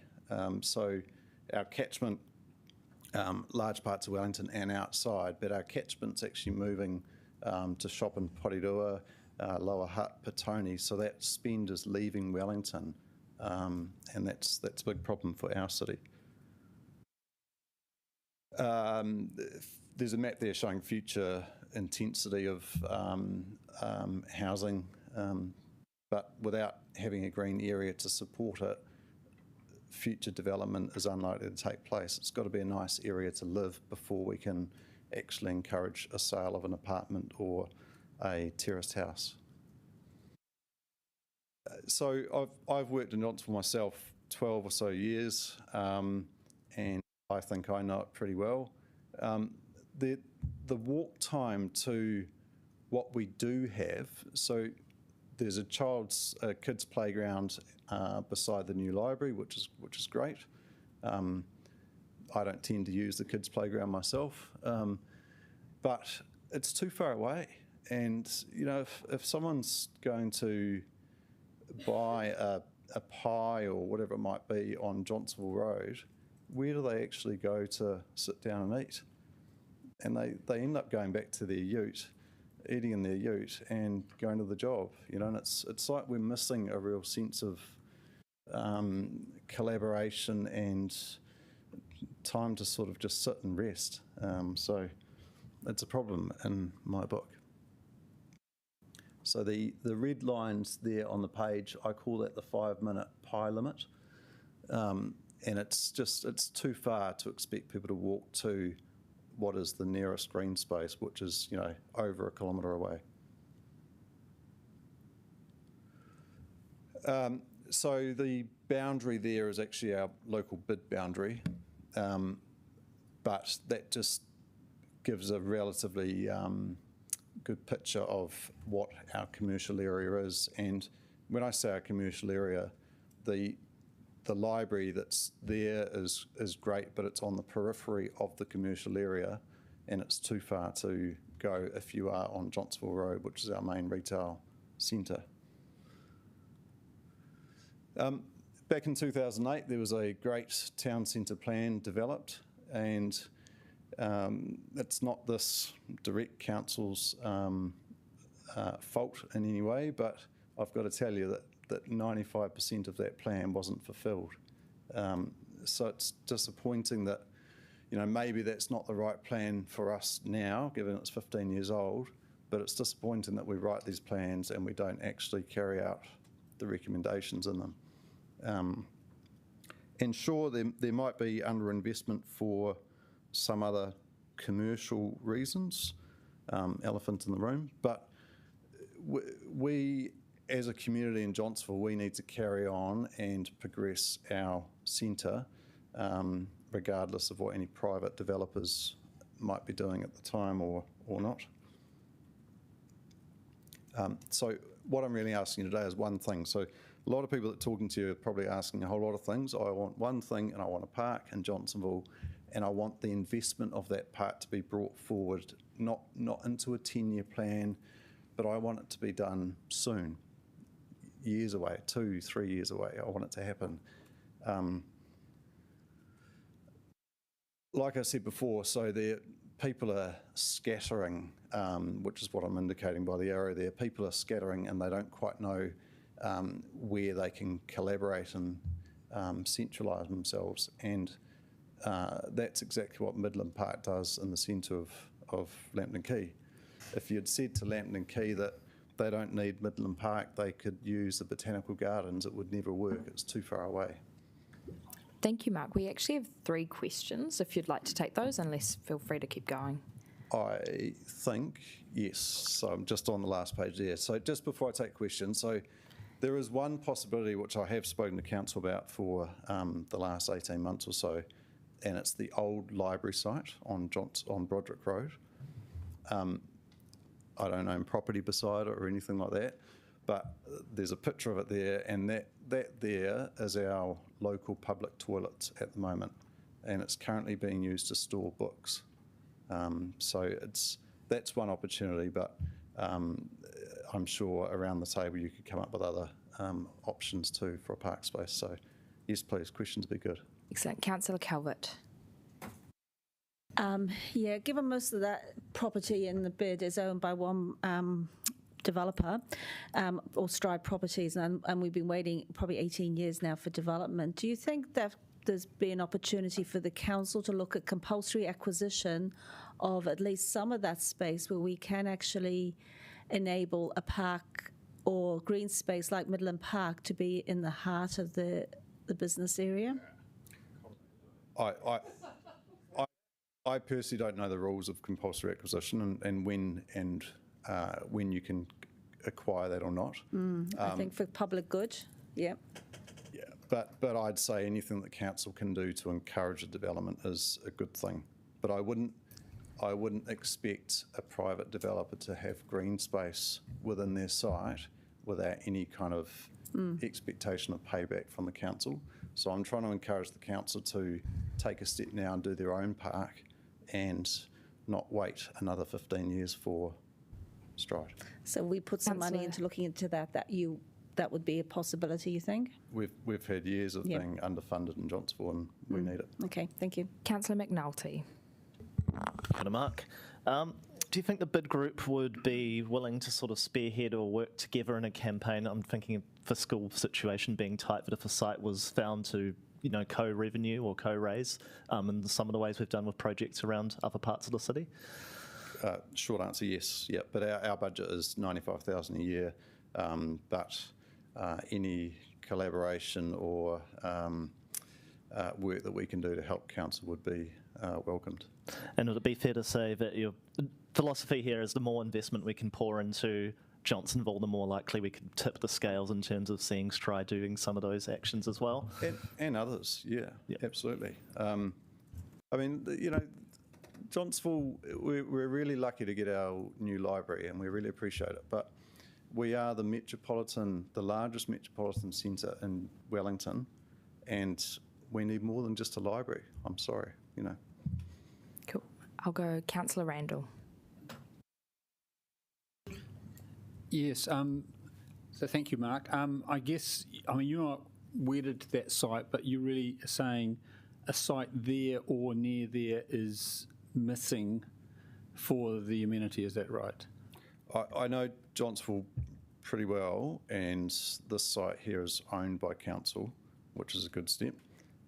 But the ability to acquire other sites in the central area is limited.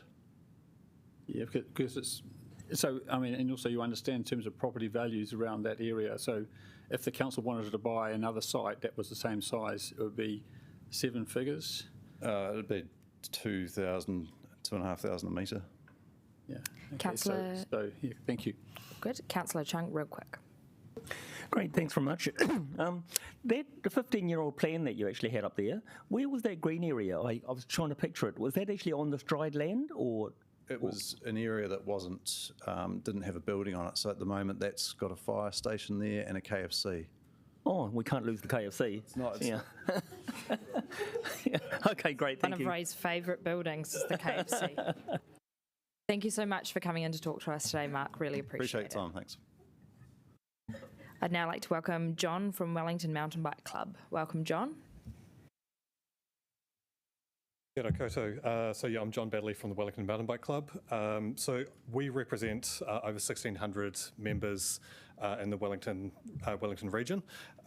We are also an umbrella group that's provided support for trail building groups throughout Wellington City, with the exclusion of Makata Peak. So that includes Brooklyn Trail Builders, who have obviously built tens of kilometres of trail, planted tens of thousands of trees, Matarangi Trail Builders, Miramar Trail Builders, the Karatani Jumps area in Treeby King Park, and the Magic Portal in Mount Cook. So in general, we're very supportive of the plan. We'd like to thank the effort that the council and council officers have gone to in pulling together a comprehensive plan. We think that the vision of the plan in terms of providing world-class experiences is really strong. I guess what we would call out is that there have been a lot of plans that the council has had over the last few years, and progress on progressing actions within those plans has been limited. And we think that there's an opportunity for the council to focus on the processes that you've got, the approvals that you've got to support volunteer groups moving faster, because I think large parts of the trail network that Wellington has through its public spaces have been built by volunteers at no cost to the council or very limited cost. And we think there's an opportunity to accelerate some of the changes that we've talked, some of the changes that are mentioned in the plan. We would like to thank the Parks team for the support that they've given us over a long time now. It's probably over the last 25 years.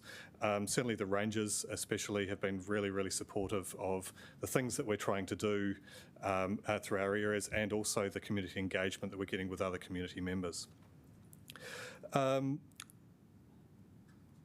One other aspect that I think was talked about in the plan was te aki tikanga, which mentioned economic stability, but it didn't mention how that economic stability might be achieved or how it might be measured. And I think that that's an area that the council probably needs to focus on. There is obviously a mix of citizen use as well as kind of commercial or semi-commercial use of the town belt, and I'm aware that there is there's a policy in place around commercial access to the town belt, but I think that that aspect of it needs to be further defined. Also, you will have heard from Trails Wellington and the plan that Trails Wellington has around an off-road commuter network. We're really supportive of that as a way of both providing in some places, quicker ways to get into the city or around the city, but also provides a lot better engagement with our outdoor spaces and all of the mental health and physical health benefits that come from that. Ultimately, I think that the key message that we're looking for is we've done some great work with the council, really appreciate the council's teams, but we think that there's some things that can be done to focus on processes to allow us to work faster and more effectively with the council. That's me. Kia ora, thank you. Councillor McNulty. Kia ora. Unfortunately, the councillor that I'd like to hear from questions isn't here, so I'm kind of asking on his behalf. I heard mountain biking being characterised as sort of a rich man's purview, not needing to pay their way necessarily in terms of the wider recreation of the city. I'm just wondering if you have a kind of view on that. So I think that in many cases, especially if you look at modern mountain bikes, they can be quite expensive. And we think that diversity is really important. We do support that with all of our activities that we're doing, and also supporting the likes of Word, which is starting at the kids space, at the really young space in terms of building skills.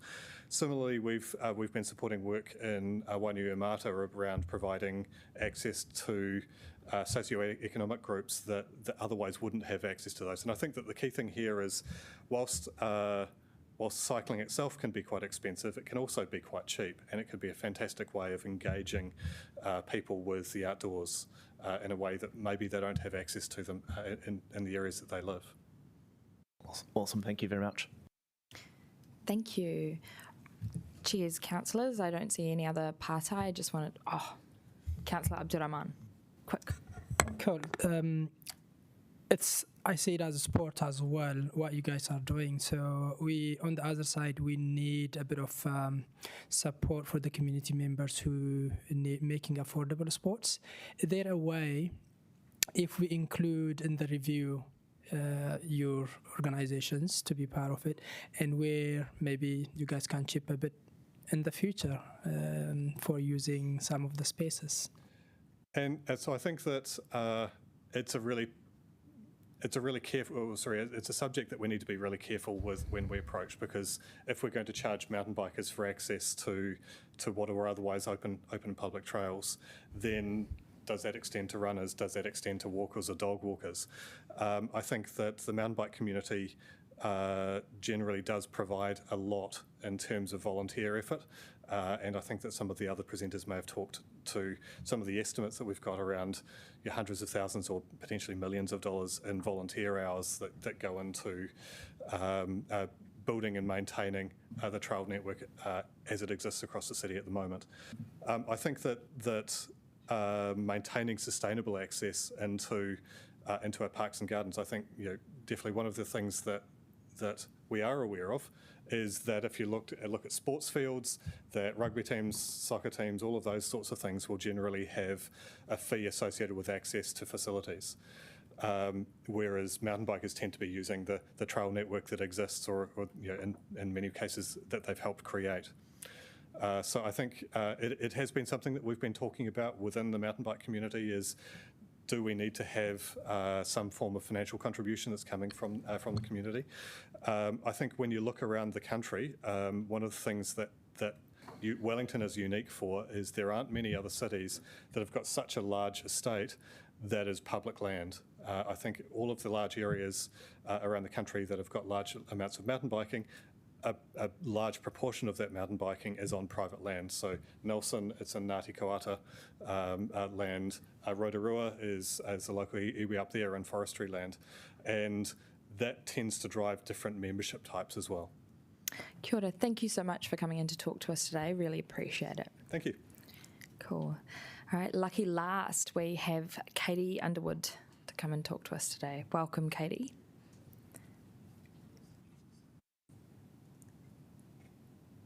Hi everybody, me again. A city can have healthy ecosystems if the design is right. Existing Indigenous biodiversity can be retained as a base for new greening and open space. There are some admirable KPIs in the open space strategy and an outline of some of the great things the council does with parks, recreation and sporting facilities. There's a lot more to be done though. The 2015 Council Biodiversity Strategy talks about Wellington's urban growth process and how it's posing a threat to remaining Indigenous ecosystems. That was 8 years ago, and nothing has really changed. Exotic plants continue to be planted as amenity plants, and areas of native trees on private land are clear-felled in the name of housing. It's more important than ever to increase open green space for the public, ratepayers, residents, visitors, and for biodiversity. From my reading of the biodiversity strategy, the open spaces plan, and my limited ability to understand the complex proposed district plan, I'm left with the view that all these strategies are operating in silos with little or no connection or reference to the other. At the fore of any strategy should be the protection and enhancement of the existing environment and biodiversity. It is, after all, the environment that provides the ecosystem services, which is clean air, clean water and clean soil, that we humans need. The biodiversity strategy on page 19 notes that plants and animals are an essential part of our natural environment and provide ecosystem services. The open space policy should reflect what is said in the biodiversity strategy. The council continues to believe that 50 to 80,000 people will be moving to Wellington in the next 30 years. The paper on the 12th of April is estimating much lower than that. People are working from home more and fewer people are coming into the city. 2 or 3 years ago, it was estimated that Wellington Central alone was 56 tennis courts short of green space for the population then. There's one new park in Taranaki Street behind a tall building, and there's been an expensive redo of a city park that appears no different now that it's finished, but I understand it has some AstroTurf. And a pocket park on the corner of Dixon Victoria Streets has been removed, and clever planning could have protected this space. Much could be made of good design to incorporate open space, green space from the beginning, not as an afterthought. It seems strange to be consulting on an open space and recreation policy when the district plan is likely to put the aims and aspirations of the strategy in the can't be achieved basket. Amenity planting should be native plants. The council's continued planting of exotic trees in the city as part of the streetscape must stop. Native plants are a very simple way to connect people to their natural environment. Lambton Quay at dusk is full of the noise of sparrows and other exotic birds. Wouldn't it be great if this noise was tui, grey warblers and kaka? We must be proud of our unique fauna and flora and get busy celebrating it. If the council isn't going to support native plants, then who is? To quote a strategy, a healthy biodiversity contributes to healthy environments that creates healthy people. And I was going to make a comment here about, particularly when they represent colonisation, le mot de le jour. New Zealand is a coastal country, and Wellington plays a large part of this with the harbour, and water safety is vital. The Adelaide Road development with housing, etc. should include another swimming pool. This would ease the pressure on Kilburnie and Freiburg, will encourage people to stay local and meet the KPIs of embracing the walk and cycle action. The KPIs are usually in order of importance, but these ones don't appear to be. It puts in KPI 13 is more trees with 20% tree coverage. KPI 12 is about increasing participation, and yet it's lower than KPIs 6, 7 and 8, which are more ideological rather than active. The strategy talks about a net loss of open space, and this is very concerning. We should be having more open space, not less, and it implies that existing space will be swapped for somewhere else. In the interest of more, not less open space, the Council should not approve the enormous housing development proposed for Mount Crawford. There are some precious streams not currently subject to road runoff and have fauna found nowhere else in Wellington. This is a fantastic opportunity for the Council to be visionary and create a fabulous open space. What if, in 150 years, our descendants praise the current Council with protecting this area for future generations in the same way we praise our ancestors for protecting the town belt? Imagine that. Thank you. Kia ora. Thank you so much, Katie, for coming in to talk to us today. We don't have any time for partai, but noted your submission was really clear. Cool. Thank you. Thanks, Katie. Everything Paul said, I agree with. Excellent. Well, here we are, councillors. We are at the end of all of the people that have come in to talk to us today, and I just want to note that the Te Whai Oranga Pōneke draft open spaces and recreation strategy still has a process to go through where officers make changes, and then we will come to debate that later in the year, so we're not passing that today. No mai Kim Fell mi ki te hora ai te kōrero. I now welcome Kim Fell to introduce the report, and that is to receive the information.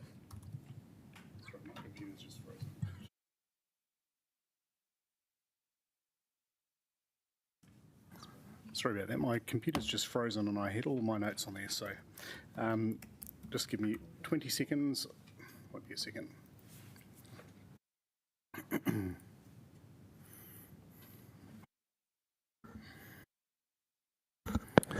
So thank you, Chair. Look, this report to the Kōrau Mātinitini committee asks that the committee members recognise the speakers who have spoken here today. There were around about 26 or 23.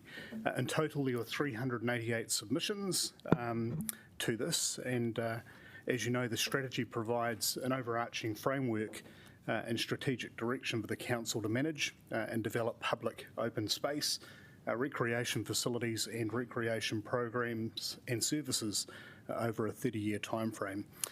It's reviewed every 10 years to update our priorities and to guide decisions on funding and investment. I think we also have Ella here, and we have Sherilyn also available too if there's any particular questions that you'd like as part of this, but other than that we can receive the submissions. Thank you. Excellent.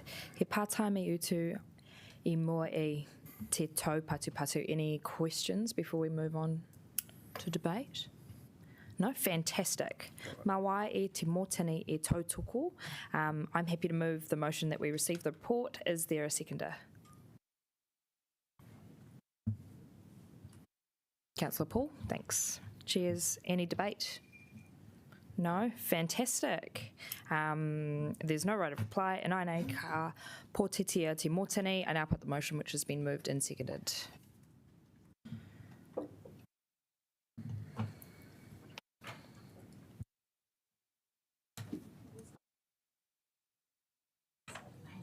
Thank you.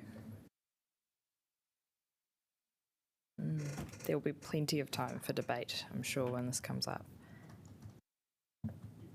Ko mana, that is carried. Fantastic. Awesome. Just going to check if Andrea is present. Oh, perfect. Oh, you're behind the little lectern. I couldn't see you. No mai Andrea Brooking ki te hora ai te kōrero. Please welcome Andrea Brooking and Karipa to come and introduce the report. Kia ora tātou, mihi ana. The Tupiki Ora progress report in here, as was noted in the briefing earlier, the big purpose of this is to show you the progress we're making against Tupiki Ora, ideally on an annual basis from here onwards in. Presenting it to you in approximately April of every year. With that, you also get reporting every quarterly report, which you're also looking at the Q3 next week on that. This was taken as a snapshot of what it could look like about 3 months after you signed up to Tupi Ora. So there's 3 months of mahi in there for you to have a look at. But it's really about just making sure that we've got a mechanism to hold ourselves accountable for Tupi Ora as we go forward. So that's the purpose of this, and it's in there. I think the key takeaways in here is that the council's doing lots of things against Tupi Ora. 88 of those things are identified in here. And as we go forward, we need to work out how we can sharpen some of those things and focus on a few of those things really, really well, as opposed to trying to do everything all at once. It's a long journey that we're on. Tupi Ora is a 10-year plan for us, but it is exciting that we've already achieved a number of the actions that are on that in the short time frame that we've had. So happy to take any questions. Anything you want to add to that, Andrea? Tēnā koutou katoa. Yeah, what he said. Thank you. Oh, he pātaimi utu e mua e te tau patu. Does anyone have any questions before we move on to debate? Excellent. I like the pace that this is moving. Mā wai te mōtini e whakataka koutou. Is there a mover for the motion? I understand Councillor Wenera is going to move the motion. Hey, kia ora everybody. Forgive the delay. I'm just trying to get the Maho app up on my phone to illustrate this this fantastic kaupapa. Here it is. Hey, yeah, tēnā kōrua.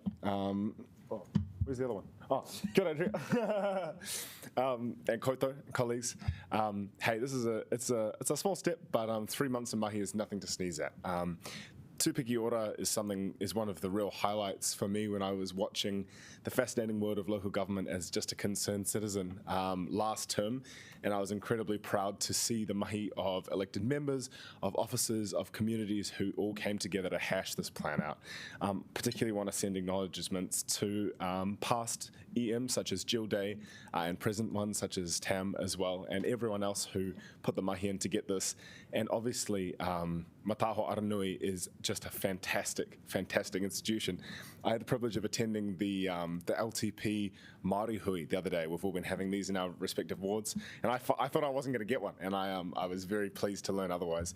And seeing how Mataho Aranui operates as a well-oiled and efficient team to engage Māori communities in a safe that respects their rangatiratanga, in a space that values their reo, and in a space that looks and works like them it was actually breathtaking to see. I kept trying to help out in the kitchen and kept grabbing a tea towel and getting it taken off me. So but that to me is what Tupi Ora is all about. It's about giving effect to our obligations under Te Tiriti o Waitangi in the form of this plan, and it's about bringing in communities who have not been engaged for so long.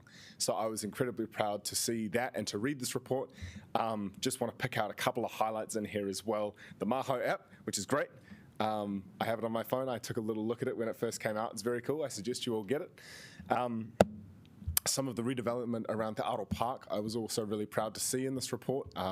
That is a historic and beautiful park site, kia ora Holland, and so it was really good to see that there has been some redress started there, and I'm excited to see even more redress in the future.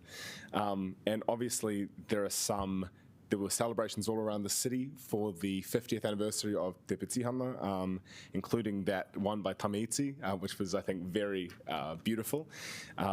There are screeds and screeds more, and you can all read it in the report. It's beautiful, but I just really want to tautoko all the mahi that has been done for this, and I'm keen to see where it goes in the future. So, kia ora tātou. Mā wai te whakahounga e tautoko. Is there a seconder? I understand, Councillor Paul. Oh, sorry. She looked at me first. Is that all right? I'll pop you on the speaking list. You'll be on the speaking list.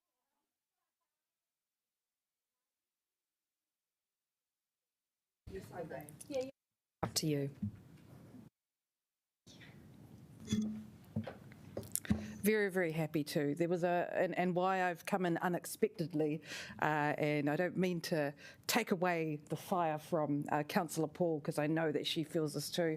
There was actually a moment last night, I had the pleasure of giving a speech to honour our kingi, which spoke of the value of Tupi Ora, but as well as our Ahotini art strategy as well, to a room with about 400 other Māori.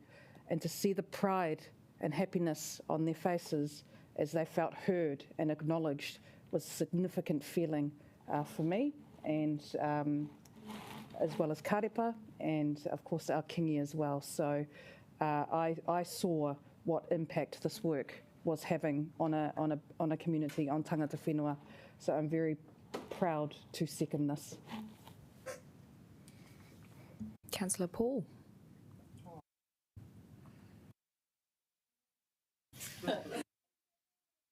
Okay. Yeah, kia ora koutou. Look, just very quickly, I just wanted to thank Karepa for all of your mahi on this, and the Mataho Aronui team for all of your mahi. And I want to acknowledge the last council too, the previous council, because this was a historic investment into Te Tiriti and honouring that, recognising and realising that.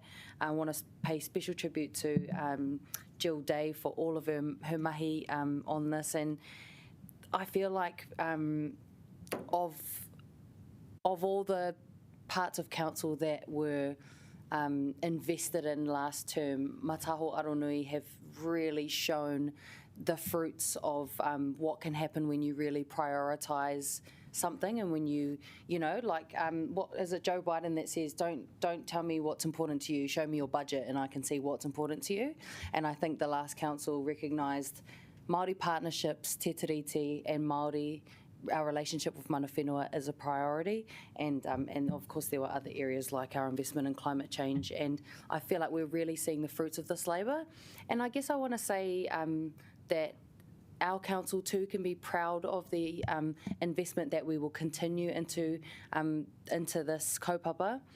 And I want to say that I hope everyone feels really welcome to come into these spaces. I've seen this flourish out in the community too. Te Wiki o Te Reo Māori for the last few years has been a really big celebration. Like Councillor Wineta was saying, there was the 50-year celebration of the Māori language petition last year, and that was celebrated everywhere across Te Whanganui Ātara. Matariki celebrations last year were huge. And really special and important. There were different things for kids, there were things for everybody. And just recently we've had this kura reo that the mayor and some of us councillors went to, which is such a vital element of revitalising te reo Māori and reaching towards our goals of being a bilingual city by 2040. So we're really, I can't emphasise more how much we're really enjoying in the fruits of the labour of Mataho Aronui, and it's just, your mahi is so worthy of all of the investment, it's so worthy of all the praise, and I know it's probably a bit uncomfortable to have that praise lathered on, but you guys really deserve it, and we're really thankful for the mahi that you do. So ngā mahi, and you literally are setting up a city where the little tamariki, all the little tamariki, not just Māori tamariki, can be really proud of their city and can be really proud of the Indigenous culture of this country, and they can be an active part of that too. So yeah, thanks for all your mahi. He takai hei tau patu. Is there any further debate? No. I te kaikonihere Councillor Wineta e pairangi ana koe ki te whakakoutou. Do you have a right of reply? Cool. E nai ka pōtitia te motini, and now put the motion which has been moved and seconded.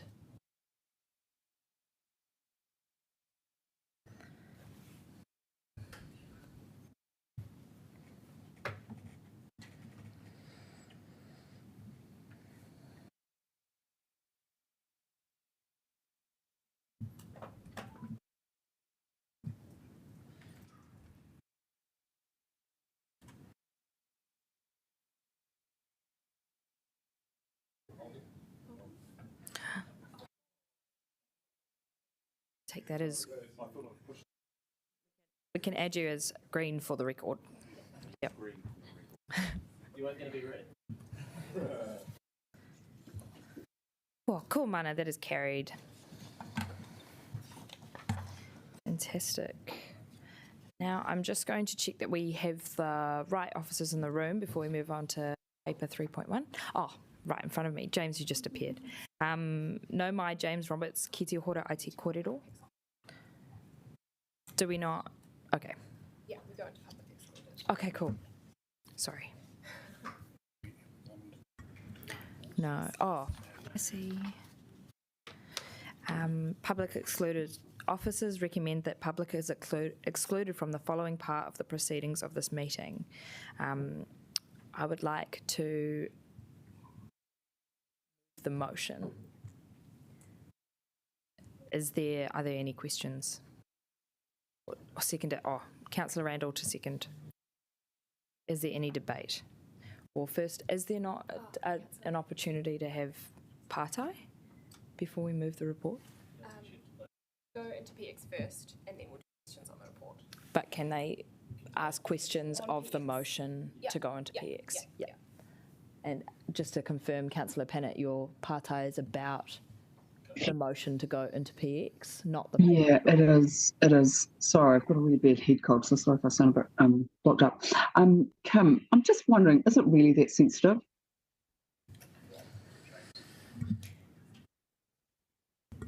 Kia ora, Councillor. Through you, Chair. Yes, absolutely it is, because we're dealing with information that is commercially compromises in any future negotiations, not just in terms of what we might do, but in terms of what we might not do as well. Any follow-up, partai? You're right.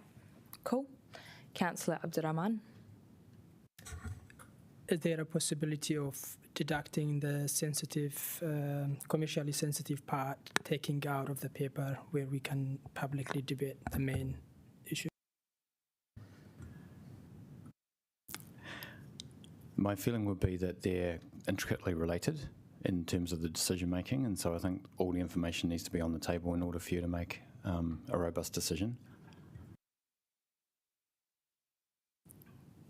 Any further questions? Councillor Calvert. I'm presuming at some time in the future when decisions are finally made that they will be made public. Absolutely correct, Councillor. Cool, as is council process.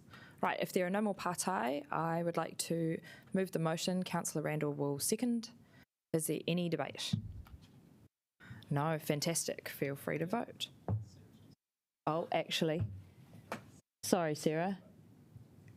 Sarah, are you for debate or a question?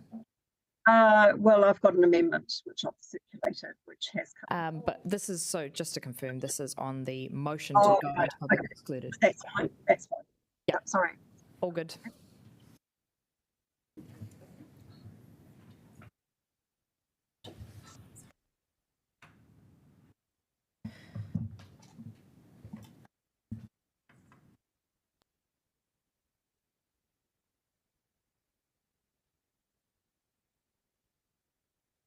Ko mana that has passed. We'll just spend a few minutes turning off the live stream and such.